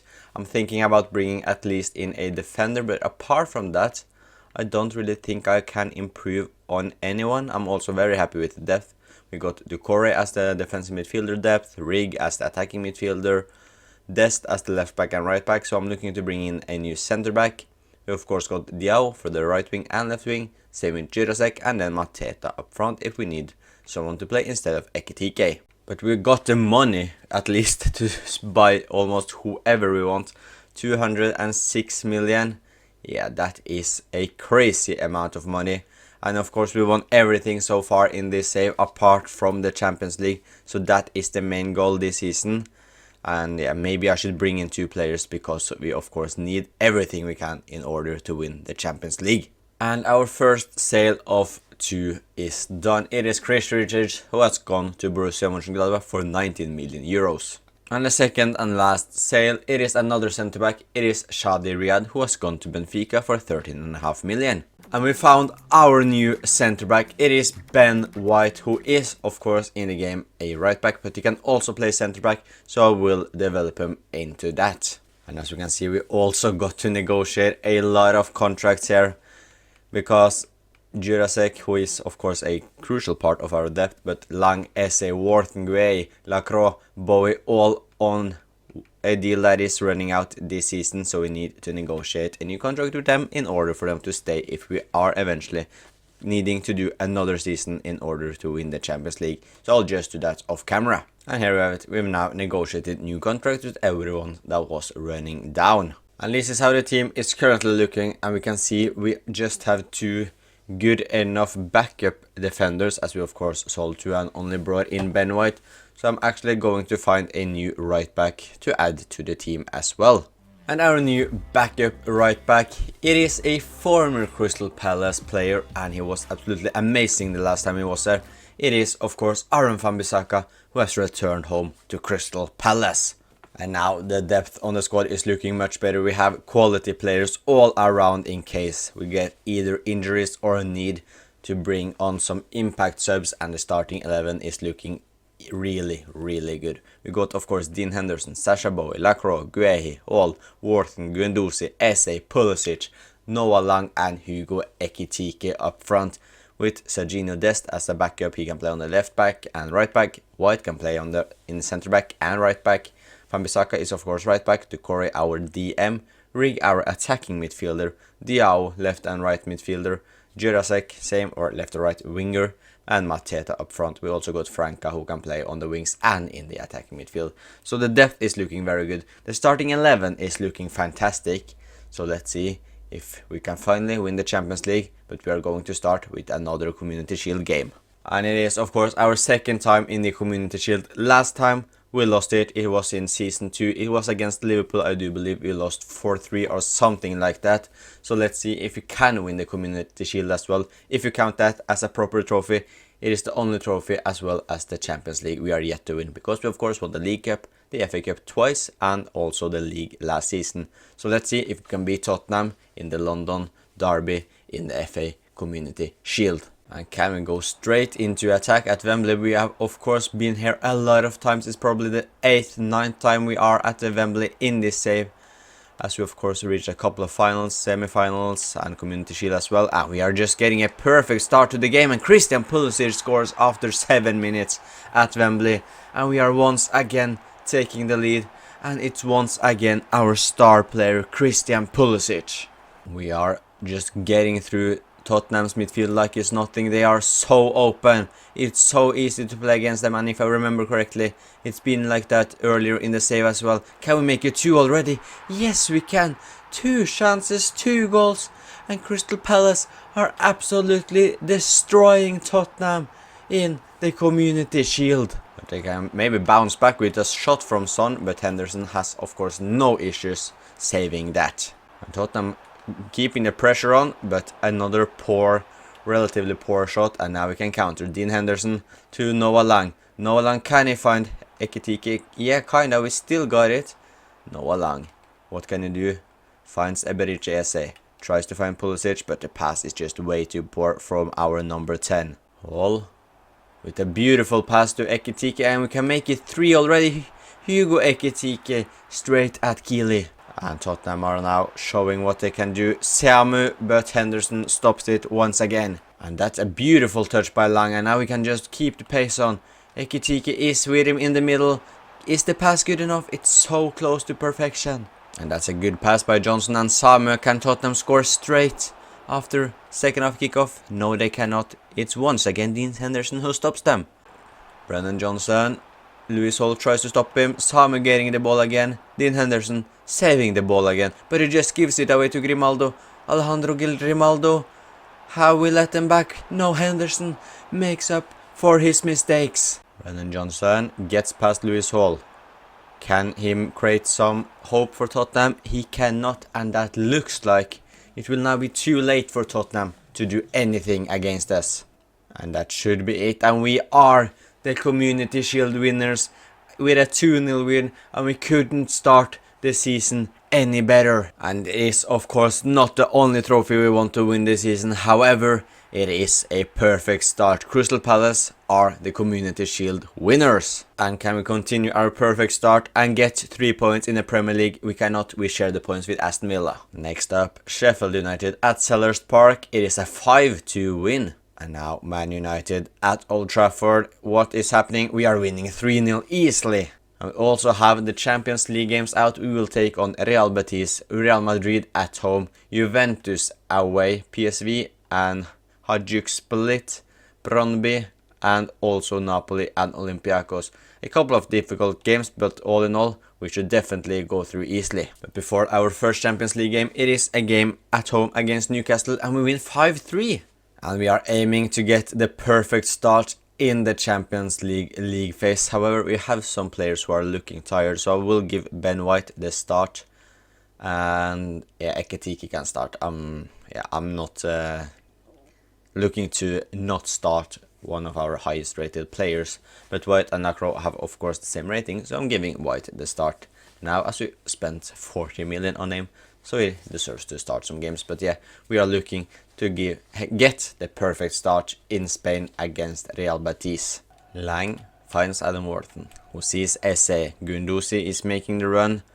It's a good run by Guendouzi. I still don't know why he still wears number 7 for us, but that has been his number here, so we will of course not change it now. Eze back to Guendouzi, who finds Eze once again, and now he turns on his pace to create some panic in the Betis defense. Back to Guendouzi. Christian Pulisic, Hugo Ekitike, back to Christian Pulisic, and this would be a beautiful goal.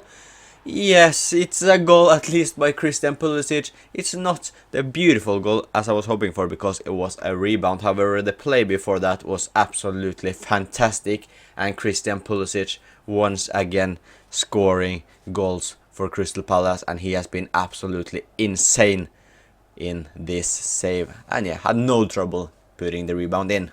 Hartman managed to find Daramy, but of course, if you watch this save, you know who stops it. It is of course Dean Henderson. He has been so good for us.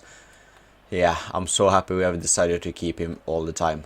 Iker down the left. Can Ben White get close to him? He can. Ben White. Hartman finds Daramy again, and this time it is another dangerous attack, but it is another good save from our goalkeeper. Iker. And Betis are all over us right now. Yes, we got the first goal. However, it's now just all Betis. He gets past Ben White, and that is in.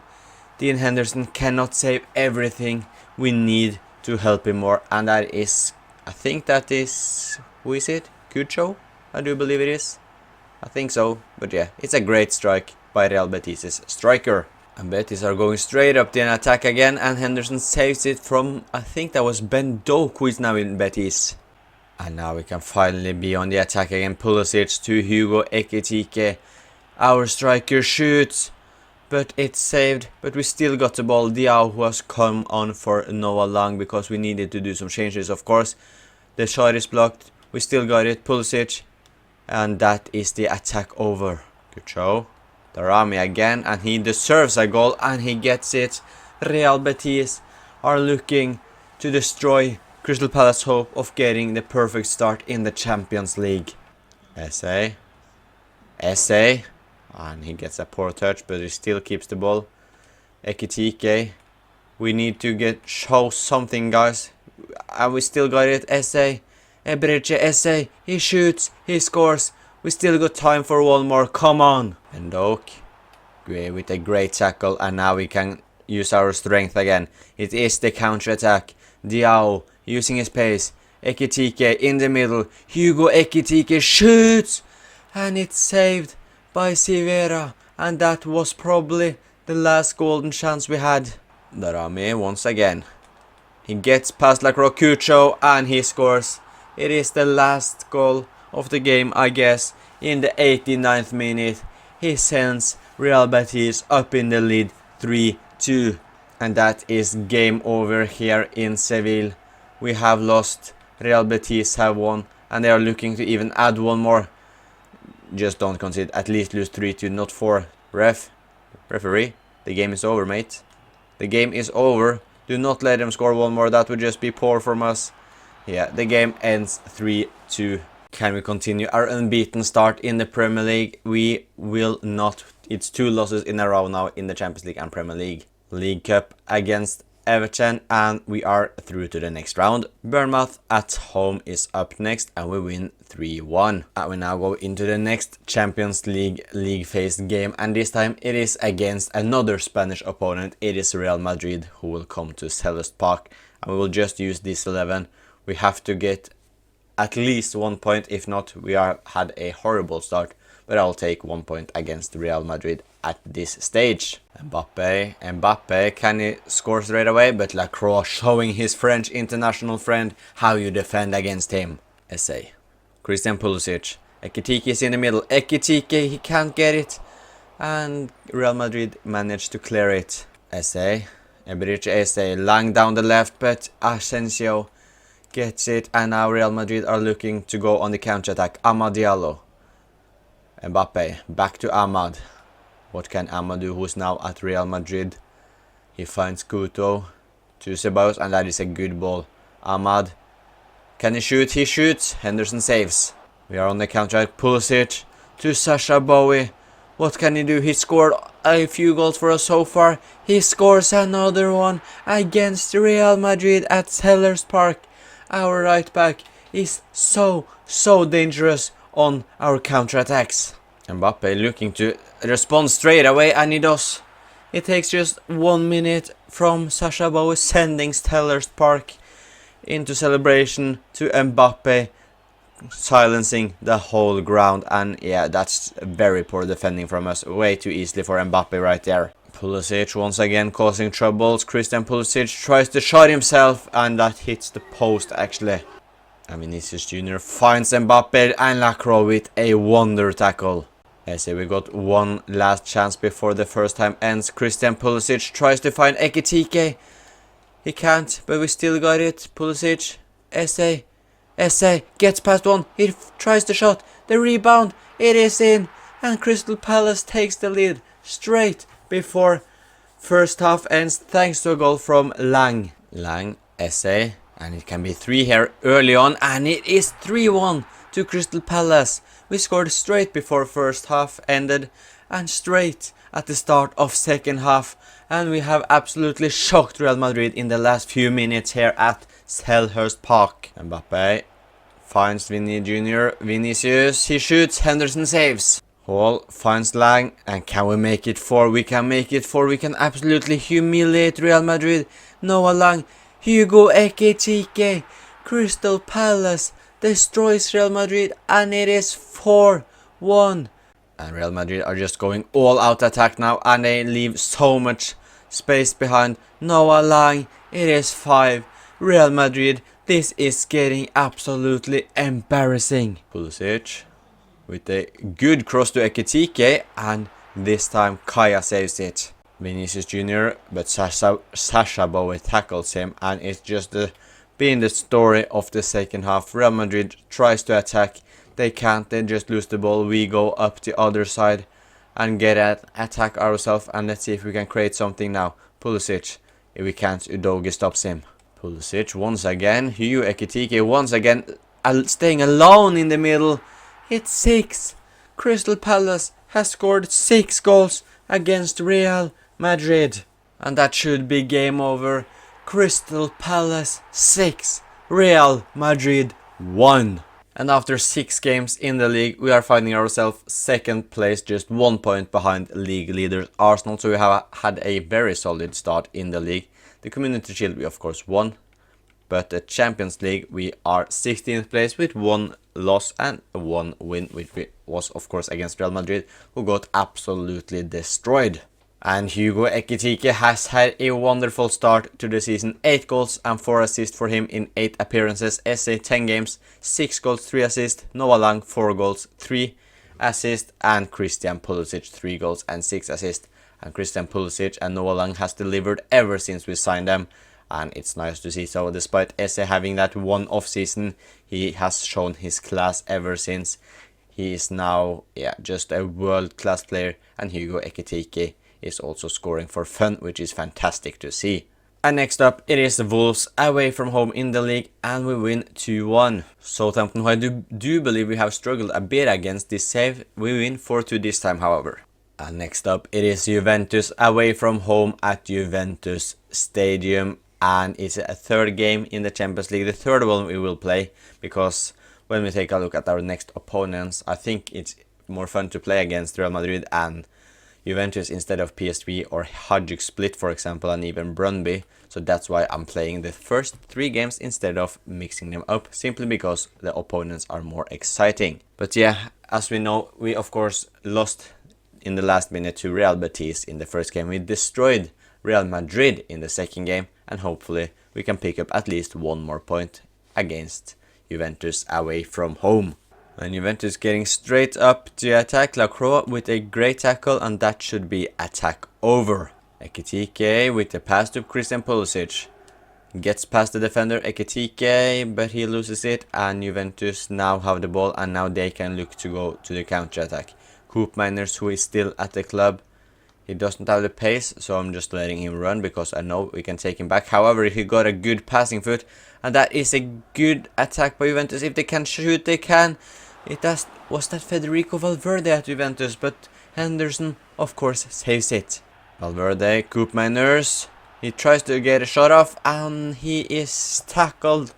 I don't know who that is. It is a yellow card for Guehi, and I thought I was controlling Gunduzi, but I was not, and our skipper absolutely smashes the Juventus player, and that is a clear penalty kick. Douglas Luiz goes left, I guess. He doesn't. He goes right, and Juventus have taken the lead. And Juve on the attack again. We have struggled really bad against Juventus so far. It's so weird considering how easily we won against Real Madrid. But I think Real Madrid was just off because we of course also lost to Real Betis. So it's clear that we aren't perfect this season so far. But the corner kick, can we get it away? Yes, we can. Maybe we can get some sort of attack on this. No, we cannot. Pulisic, Hugo Ekitike finds Christian Pulisic, the former AC Milan player of course, who has had some battles against Juventus. He shoots, and Petrovic, that is a mistake from him. That is the goal Juventus have to be disappointed to concede, but we absolutely take it. And Christian Pulisic with his trademark celebration, and just look at this. He cuts in on his weaker foot. The shot is poor, straight at Petrovic, but he just lets it in. But Juventus going straight up the other end, and Valverde, and we once again concede straight after scoring. We have struggled with this the whole save, and it continues to do so. Federico Valverde gives Juventus the lead straight away. And we brought in Chris Rigg, who are looking to do something straight away. Chris Rigg, he shoots! And I thought he scored. But it is just wide, and we have made a lot of substitutes as well. Juventus on the attack again. He tries the shot, but that is not too difficult for Henderson to save, and he's looking to start the counter-attack. But Diao needs help, he needs help. We are giving him zero support. Savinho, do not let him shoot, but Henderson thankfully saves him. And Juventus are all over us. We need to get a second goal, but I doubt that is happening with the way we are playing. Unless Christian Pulisic can use his pace, he can.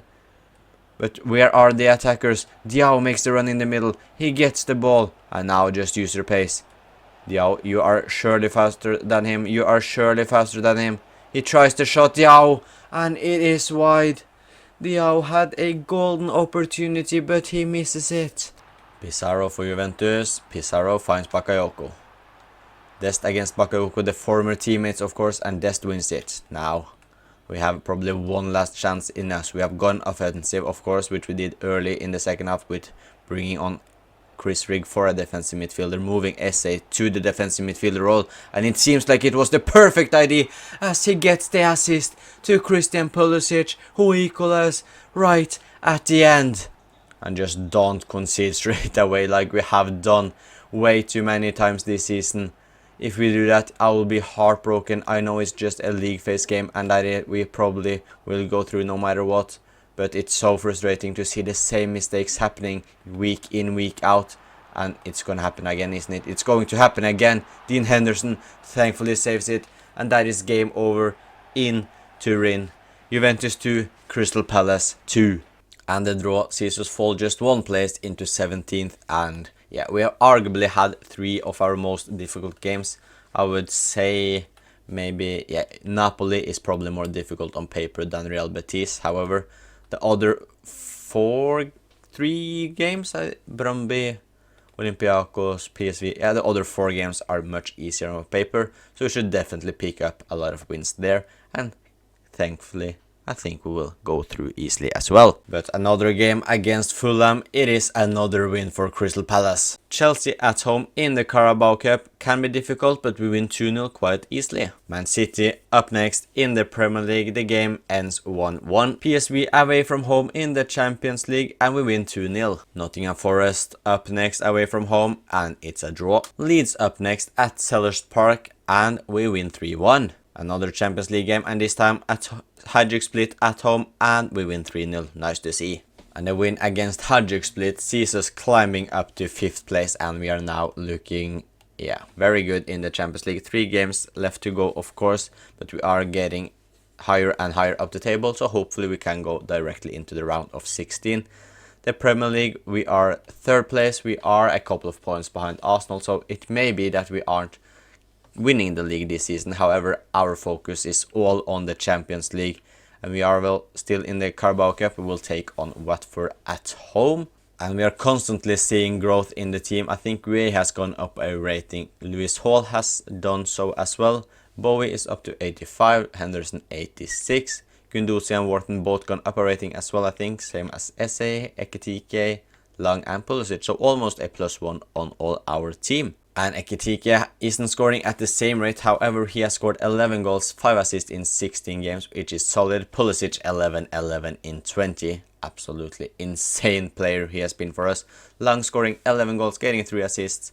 Esse 8 goals, 4 assists. Gundosi 3-3 and Bowie has scored 2 goals.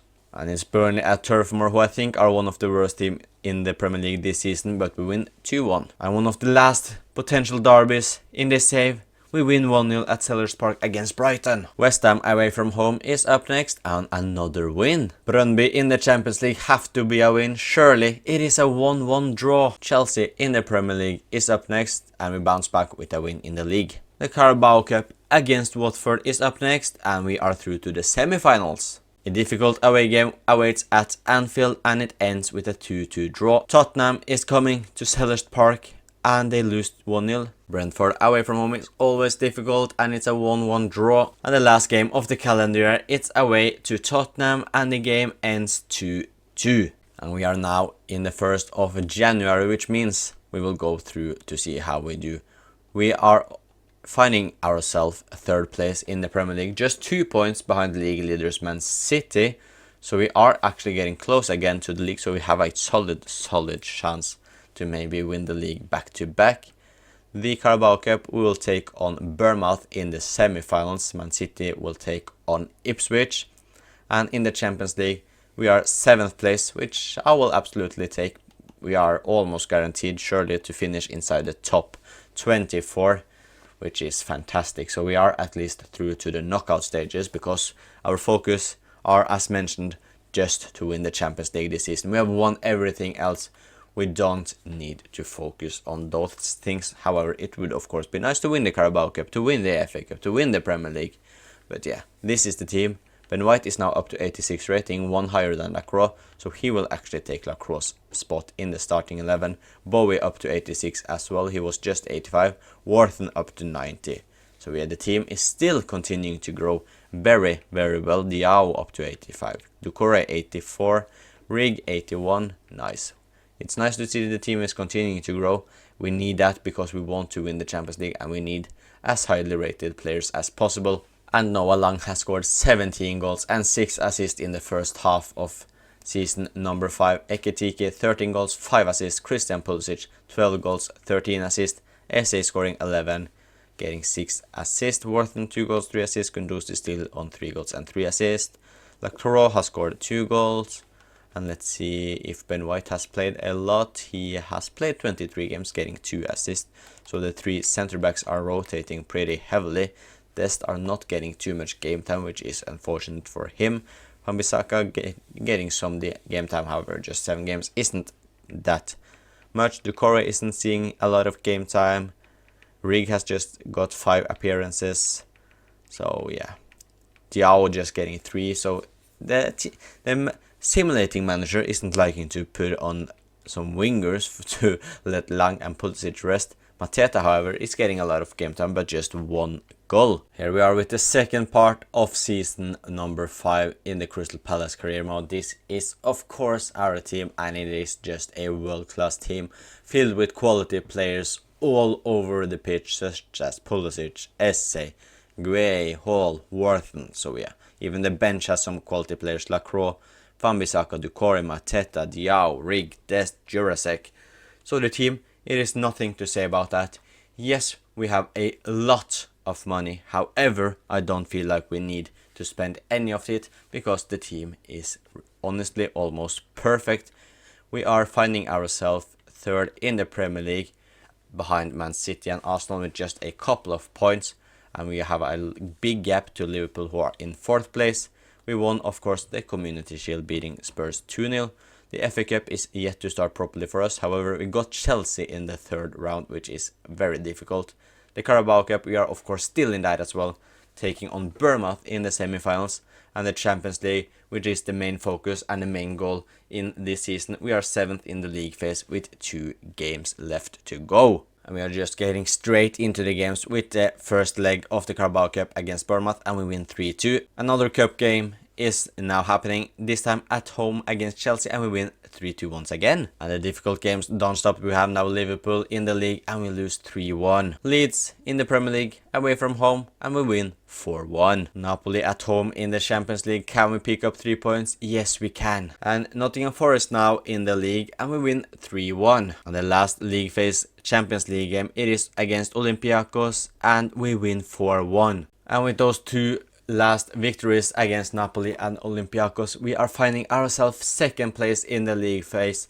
So we are easily through to the round of 16. We of course are yet to know our opponents because of the playoffs, but yeah, hopefully we can get an easy opponent. Can we beat Brentford at home in the Premier League? Yes, we can. And are we through to the final of the Carabao Cup or not? Yes, we are 4-3 on aggregate. Derby County up next in the FA Cup. Surely it is a win. Yes, easily 4-0. And in the Carabao Cup final, we will take on Man City. And I will actually not play this game because we won the Carabao Cup earlier this year. We have a lot of other exciting games to play in the Champions League. So this one will just be simulated. However, it's still some time until we will play that game. And we also got Tottenham away from home in the FA Cup 5th round. So first Chelsea, then an easy game against Derby, but then another difficult one against Spurs. But next up, it is a game in the league against Chelsea away from home, and Chelsea take all 3 points. West Ham comes to Selhurst Park up next, and the game ends 3-2 to Crystal Palace. Man City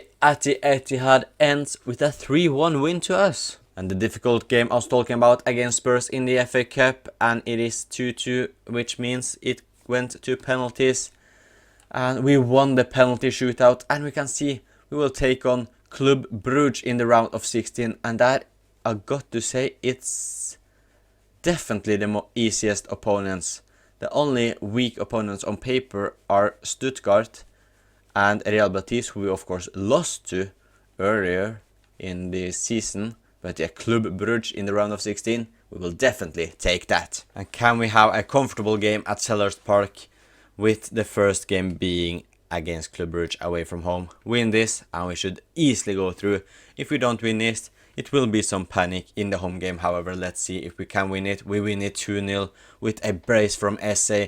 So we now have 1 foot in the Champions League quarterfinals. But up next, it is a game against Fulham. I feel like we play them all the time and we win 2-0. And we will surely not lose by 2 or more goals against Club Brugge. And I see Gueye is tired, so Lacroix will take his place in the starting 11 for today's game. But yeah, surely we will just absolutely smash Club Brugge in the second leg, and we do so 3-0. Lang scoring a brace, Sasha Bowie scoring, and Leeburn burnt a penalty for Club Brugge as well. So 5-0 on aggregate, and we are into the quarterfinals. And now the difficult games start in the Champions League. We are yet to see all the games, but we can see we will take on Atletico Madrid. But up next is the Carabao Cup final against Man City, and we can make it 2 out of possible 2. We of course won the Community Shield against Tottenham earlier this season. Can we win the League Cup for a second time with Crystal Palace? We can, and it's a goal from Pulisic.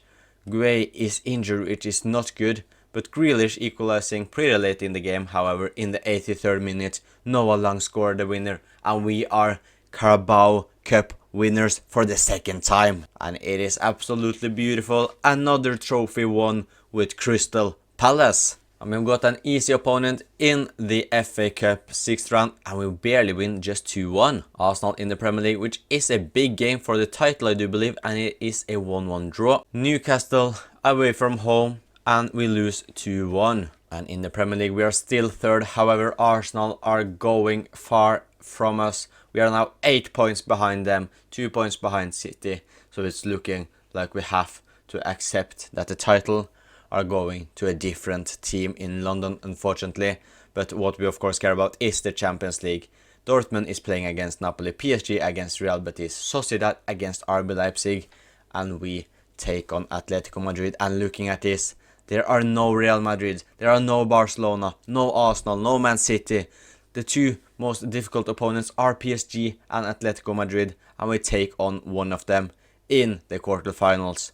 So this could almost be like a final for us. And we will simulate the first game against Atletico Madrid, which is at Selhurst Park, and Gueye is injured for the game, so he will just not take part of this game. However, can we take a good first leg to Atletico Madrid and Spain? And let's see, the game ends 2-1, and all we have to do against Atletico Madrid away from home is to avoid defeat. Julian Alvarez scored after 10 minutes for them, Ekitike scoring straight away, and Lang once again with the winner. But before we go to Spain, we have a home game against Man United, and it is a 1-1 draw. And the task is easy here at Estadio Metropolitano. It is to avoid defeat. We can draw, but as long as we don't lose, we are through to the Champions League semi-finals. And as long as we don't concede straight away, I think we should be comfortable. But Anthony Elanga just needs 3 minutes for Atletico Madrid to score. And now we are panicking. It's taking them 3 minutes and the game is 2-2 again. It's basically 0-0. So now we need to win from now on. And that was not the ideal start we were hoping for. And we can see we are just giving them the ball straight away. And surely not. They will not score 2. No, thankfully Guendouzi stops it.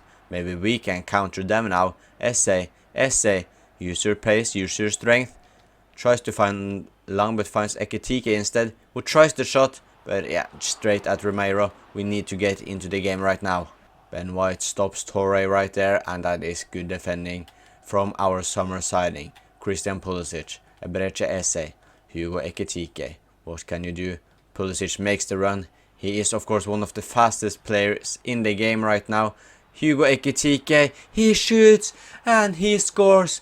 And Crystal Palace are once again leading the quarterfinals against Atletico Madrid. And we now need to just stay strong defensively. Don't concede any stupid goals, especially not straight away.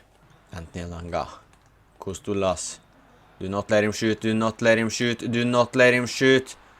Gray with a panic tackle, Julian Alvarez, and he hits the post. Julian Alvarez just inches away from sending Atletico Madrid in the lead at the Estadio Metropolitano, and that could see us struggling once again. However, thankfully we are still leading on aggregate. We go up the other end. Christian Pulisic shoot, and he scores. We are more clinical in front of goal. Christian Pulisic knows how to find the back of the net. It's Crystal Palace 4, Atletico Madrid 2. And we are once again winning the ball, and it's Ben White this time finds Pulisic. And we are now just staying strong on our counters. However, we don't manage to get anything from this one. But yeah, our plan is clear. Defend and just go on counter-attacks. And we can have one last attack in the first half. It is Esse who will try the long shot. Eberechi Esse! And he hits the crossbar. And we are now just inches away from scoring a wonder goal in Spain. Pulisic down the right. Doing some skills. Wonderful skill. Get past one. He finds Adam Worthen. Adam Worthen does a fake shot. Finds Lang. Noah Lang, can he make it 3? He cannot. He still got it though. Tries another shot. It's blocked. Adam Worthen this time. Finds Ekitike. He shoots. He can't get it on target because of Conor Gallagher, the former Crystal Palace player. Costolas. Julian Alvarez. Finds Elanga. Was already scored one. Is he looking for the brace? He is. But Dean Henderson is also coming up with saves at important times in the quarterfinals of the Champions League. And look just how dangerous we are on the counter-attack. Esse, Lang, Noah Lang, he shoots, he scores. It's 3-1 on the day, 5-2 on aggregate. But Costolas are looking to answer straight back. Gueye tackles him. Dean Henderson is also on the show. He's just having fun with Atletico Madrid right now, our number 1. Still keeping the ball, Conor Gallagher. Is he the man who is trying to do something against it? He is. He could get an assist, but Costolas misses the target. And we are now basically in the semifinals. I know it's far from game done, but we are leading with 3 goals. If we concede 3, I'll just give up this save. Pulisic down the right. Hugo Ekitike. He shoots. Ramiro saves. And we almost got another one here in Spain. And that is game over in Spain. We have won against Atletico Madrid. We are through to the semifinals after beating them 5-2 over 2 games. And we will take on Borussia Dortmund in the Champions League semifinals. It is PSG against RB Leipzig in the other semifinal. So if we win against Borussia Dortmund, we will most likely take on PSG. However, RB Leipzig, if they have kept most of their players, are far from an easy opponent, them as well. And do we have any chances of winning the Premier League? I would say not really, no, because we are 10 points behind Arsenal with just 7 games left to go. We have drawn way too many games. We are scoring a lot, however, our defense have conceded a couple of too many goals as well. And in the semi-final of the FA Cup, we will take on Preston North End. And if we win against them, which I hope we will, we will take on the final against Everton and Arsenal. But first up, it is a game against Southampton in the Premier League. Surely we will win this one. Yes, we do 4-1. Bournemouth up next, away from home, we win 3-2. And the semi-final in the FA Cup, it is against Preston. Are we through to the final? We are 2-1 win. And we once again have the first leg at home. And in the semi-final of the Champions League, it's of course, as you know, against Borussia Dortmund. Can we take with us a good first leg? We have to. It is at Selhurst Park. We know how difficult it will be in Dortmund. So let's see if we can win. It is a 2-2 draw. And Adam Wharton getting sent off. What is he doing out there? That is not ideal. So we will have to play against Dortmund in the semifinals. We must win there, if that is on penalties or whatever. However, we need to win the game in total, and that is also without Adam Wharton. But before that, we got an away game against Sheffield United, which we lose 2-0. So here we have it. We must win against Borussia Dortmund away from home. It will be difficult, but we have the squad and we have the team that can do it. However, having no Adam Wharton, it is a big loss for us. But we know the task. We must win. Come on, boys. We are on the attack here. The first proper attack of the game. Hugo Ekitike against Schlotterbeck. Schlotterbeck gets past. I expected more from Ekitike here. He gets the shot out, but Kobel saves it. Bowie wins it to Christian Pulisic, to Corey, who have to play today, of course, because of Adam Wharton's suspension. So it's a big task for him to get into the starting 11 once again. Brandt loses it to Marcos Leonard, who shoots and he scores, and that is captain. I think that was Guehi who lost the ball, and Dortmund are in the lead. This is not what we need from our captain in the Champions League semi-final. Bowie is turning on the defensive skills. Thankfully someone are awake in our backline, and we now can turn on the counter-attack. Pulisic to Hugo Ekitike, the former Bundesliga player. And he's just so slow today. You can't lose. You just cannot be that slow. And Højlund and our Dortmund going to make it to Gueye. Thankfully blocks it this time. And we are just still one goal behind. However, it is not good enough because we have to win here in Germany. And this time Ekitike, you can't let Schlotterbeck take you this time as well. Ekitike is having a stinker of a lifetime so far. And Esse finds the space behind. Esse still got it somehow. Ekitike. And Ekitike, what are you doing this game? And you know what? This performance in the first half have been absolutely unacceptable.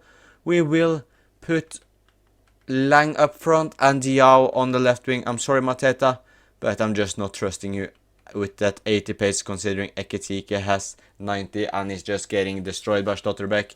Noah Lang, show what you can do up front. And let's see if it was a mistake or not to take off Ekitike. I think at least whoever comes on can't do anything worse than what he did. And Noah Lang just starts off absolutely horrible. Højlund, he gets the shot off, and it's a difficult save for Henderson to make, as I think it took a deflection of Gueye or Ben White. We can now go on the counter-attack. Pulisic. And who is that on the other side? It is Diao. And no one will catch him, surely. Diao, our super sub. Diao! And Kobel saves it. We just can't score today. But this time maybe Noah Lang, Kobel with another save. Are we trying a funny corner tactic here? Christian Pulisic gets into the box. Christian Pulisic against his former side. And if there is a player to step up, it is the former Dortmund player, Christian Pulisic. And he is, in my opinion, our best attacking player by far when we are playing the games. And Dortmund are just giving Noah Lang the ball there. And what can Noah Lang do, who is playing as a striker today? He can not do anything. And I actually think that's Noah Lang done for today. Let's bring on a proper striker again in Jean-Philippe Mateta. And Bowie is not letting Rafinha getting past him, and Rafinha is just doing some skill moves just out of the pitch. To Christian Pulisic and Mateta. Can he find himself in the middle? He can. Jean-Philippe Mateta! He gets in. I think I said I didn't want to use him because I didn't trust him in the during the pause in the first half and second half. However, he gets on the pitch right now and he can score a potential winner in the Champions League semi-final to send Crystal Palace into the final. They still got it. They still got a chance. Julian Brandt tries the shot. It's blocked. Adeyemi. Nicolas Soulé. What can he do? The captain of Dortmund back to Adeyemi. He finds... And that is a goal. We've conceded in the 91st minute. And it's going into extra time. We were just seconds away from going through to the final in the Champions League. And we are now on the attack. We find SA. I need to see some movement from the left. Diao does. Can he find Mateta in the middle? He cannot. Soulé is there first. And Dortmund are on the attack right now. Leonard Gué thankfully gets it away, but it isn't far enough away. It is Rafinha who gets it. Dortmund are still on the attack. Julian Brandt to Adam Henderson with a crucial save. But it does a cutback. SA. A bridge. SA. And the shot is wide, blocked by Schlotterbeck. And our last chance now today before it will eventually turn into penalties. Christian Pulisic. Fake shot. Tries the weak foot. Christian Pulisic does it against his former side with the last kick of the game. He sends Crystal Palace into the Champions League final. And that is game over in Germany. Borussia Dortmund are out. Crystal Palace are going to the final. And we will of course take on PSG in the final, who won on penalties against RB Leipzig. But first we got an FA Cup against Arsenal to hopefully win. We got a few Premier League games, but we have no chance of winning that. So it's all about just trying to finish second at last. But yeah, we are finally in the Champions League final after a dramatic game against Borussia Dortmund. And it will be nice to build up some good form going into the final. And it starts with a 2-1 loss to Aston Villa. However, hopefully we can win against Wolverhampton. It's a 0-0 draw. But the FA Cup final against Arsenal. Arsenal have of course won it the most time. Can we win the FA Cup for the third time during this save? We cannot. Camavinga scores after 8 minutes. And that is the only goal in the game. And Arsenal wins the FA Cup with 1-0. With a 1-0 win against Crystal Palace. So congratulations to them. Unfortunate that we didn't win it. However, we won it twice already, so the focus wasn't there. But it would have been nice to win the FA Cup as well. And potentially the last derby against Brighton. As if we win the Champions League, we will of course end the save and we win 3-1. And the last league game and last game before the Champions League final against Burnley. And we win 2-1. And next up, it is the final against PSG. But let's see where we ended in the Premier League. We finished second place, 8 points behind Arsenal. I will actually take it because we won it last season, so it's always difficult to win back-to-back Premier League titles. So staying that high up the table is very good. We of course won the Community Shield. We lost in the FA Cup final. We won the Carabao Cup, beating Man City 2-1 in the final. And we are now, of course, in the Champions League final after finishing second in the league phase. We won 5-0 against Club Brugge in the round of 16. In the quarterfinals, we won 5-2 against Atletico Madrid. In the semifinals, we, of course, scored in the last minute against Borussia Dortmund in extra time to send us to the Champions League final against PSG. And Noah Lang has scored 39 goals, getting 10 assists. Pulisic 26 goals, 21 assists. Ekitike has had a alright season. However, he isn't playing as much as I'm hoping. So Mateta is stealing some of his minutes. But 22 goals and 6 assists from Ekitike. SA 21 goals, 11 assists. Mateta scored 8. Gunduzi 12 goal contributions. Worthen with 16. And then Lewis Hall actually getting 10 assists from left back, which is very good from him. And this is of course the Crystal Palace team, and we can start with the starting 11. Dean Henderson is 87 rated, Sasha Bowie 86, Ben White, who we signed last summer, 86 rated, partnering Mark Gué, who is 87, and we of course got Lacroix on the bench and now 86 as well. Should we start Ben White or should we start Lacroix? I will actually start Lacroix because he's a real life Crystal Palace player, with of course club captain Mark Gué, Lewis Hall on left back 87 rated, Adam Worthen 91, Matteo Gunduzi 89, SA 91, Christian Pulisic 92, Ekitike 91, Noah Lang 91, and we got quality players on the bench as well. Serginho Dest 84, Ben White 86, Fambisako of course returned to the club 81, Doucouré 84, Rig 82, Diao 85, Juraseko's been here since the start, we signed him in the first window of course, 78, Jean-Philippe Mateta 84. It's potentially the last game of this Crystal Palace save, so let's win the Champions League. They are going straight up in the attack here. Marc Gueye showing Kvaratskhelia, who is the boss already, and that is a very good start to the game by our captain. Ekitike, who is of course a former PSG player, he didn't succeed there, and Marquinhos with an absolutely horrible tackle, and he should be off after 6 minutes. Come on, show him the red card, show him the red card. And Marquinhos, PSG's captain, are sent off after 6 minutes into the Champions League final, and he has absolutely lost his head. PSG are not giving up despite being one man down, and Henderson is forced to make a good save early on. However, it seems like they don't have a right back, or is it just Hakimi that has pushed very far up the pitch? I do think it was that, because Noah Lang had so much open space down that right hand side. However, maybe he can find Pulisic. Noah Lang finds Christian Pulisic, who shoots. Karneski saves it twice. To Noah Lang. Can he find the former PSG player Hugo Ekitike? He does! And he sends Crystal Palace into the lead. And he is not showing any respect. He was disrespected by PSG. He's got his career back on track, and he scores against them in the Champions League final. He makes no mistakes. A wonderful pass by Wharton to Noah Lang with a first time cross to Ekitike, who just fires it home. Crystal Palace are beating PSG in the final as of now. PSG are looking to respond straight away. Hakimi, who is now far up the pitch, loses the ball to Hall, and when their right back is that high up, there is room behind them, especially for Noah Lang, and he uses his strength, he's using pace. Can he find Ekitike once again? He does, and Ekitike scores, and it's almost a copy of the first goal, and PSG are in deep trouble, mostly thanks to their club captain Marquinhos, who got sent off straight away in the final. But they are not giving up, PSG. They still have quality players all over the pitch, and they get a lucky goal, and it's Hugo Bueno of all people, and they respond straight away. It is Gueye who actually gets this. He's trying to tackle Kvaratskhelia.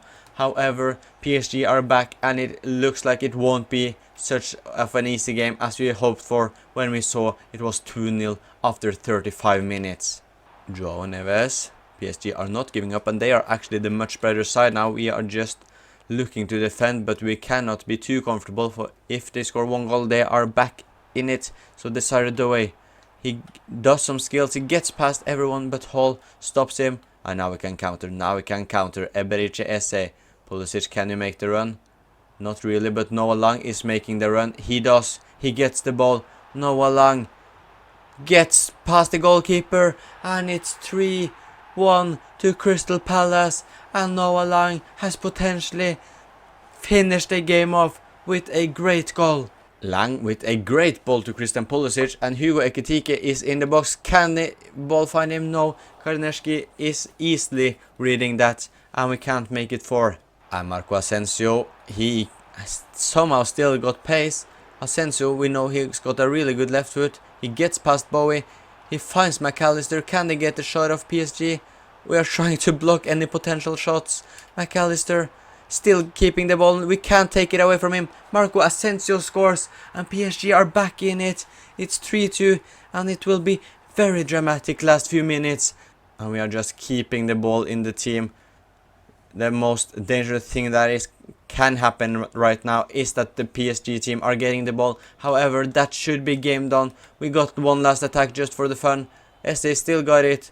Does a rainbow flick here. Esse. Karneski with a big save. However, that is game done. Surely, Crystal Palace are winners of the Champions League. And that is actually the end of the Crystal Palace career mode as well. We went 5 seasons, 10 episodes. We won multiple League Cups. We won 2 League Cups, I do believe, 2 FA Cups, 1 Community Shield, 1 Premier League, and also, to add to that, 1 Champions League, and I've enjoyed this save very much, and hopefully you have done so as well. If you have, please leave a like and subscribe if you want to keep seeing my FC25 career mode content, and I'll talk to you guys next time. And the next save is starting in a couple of days, and it is on a big team, so see you then.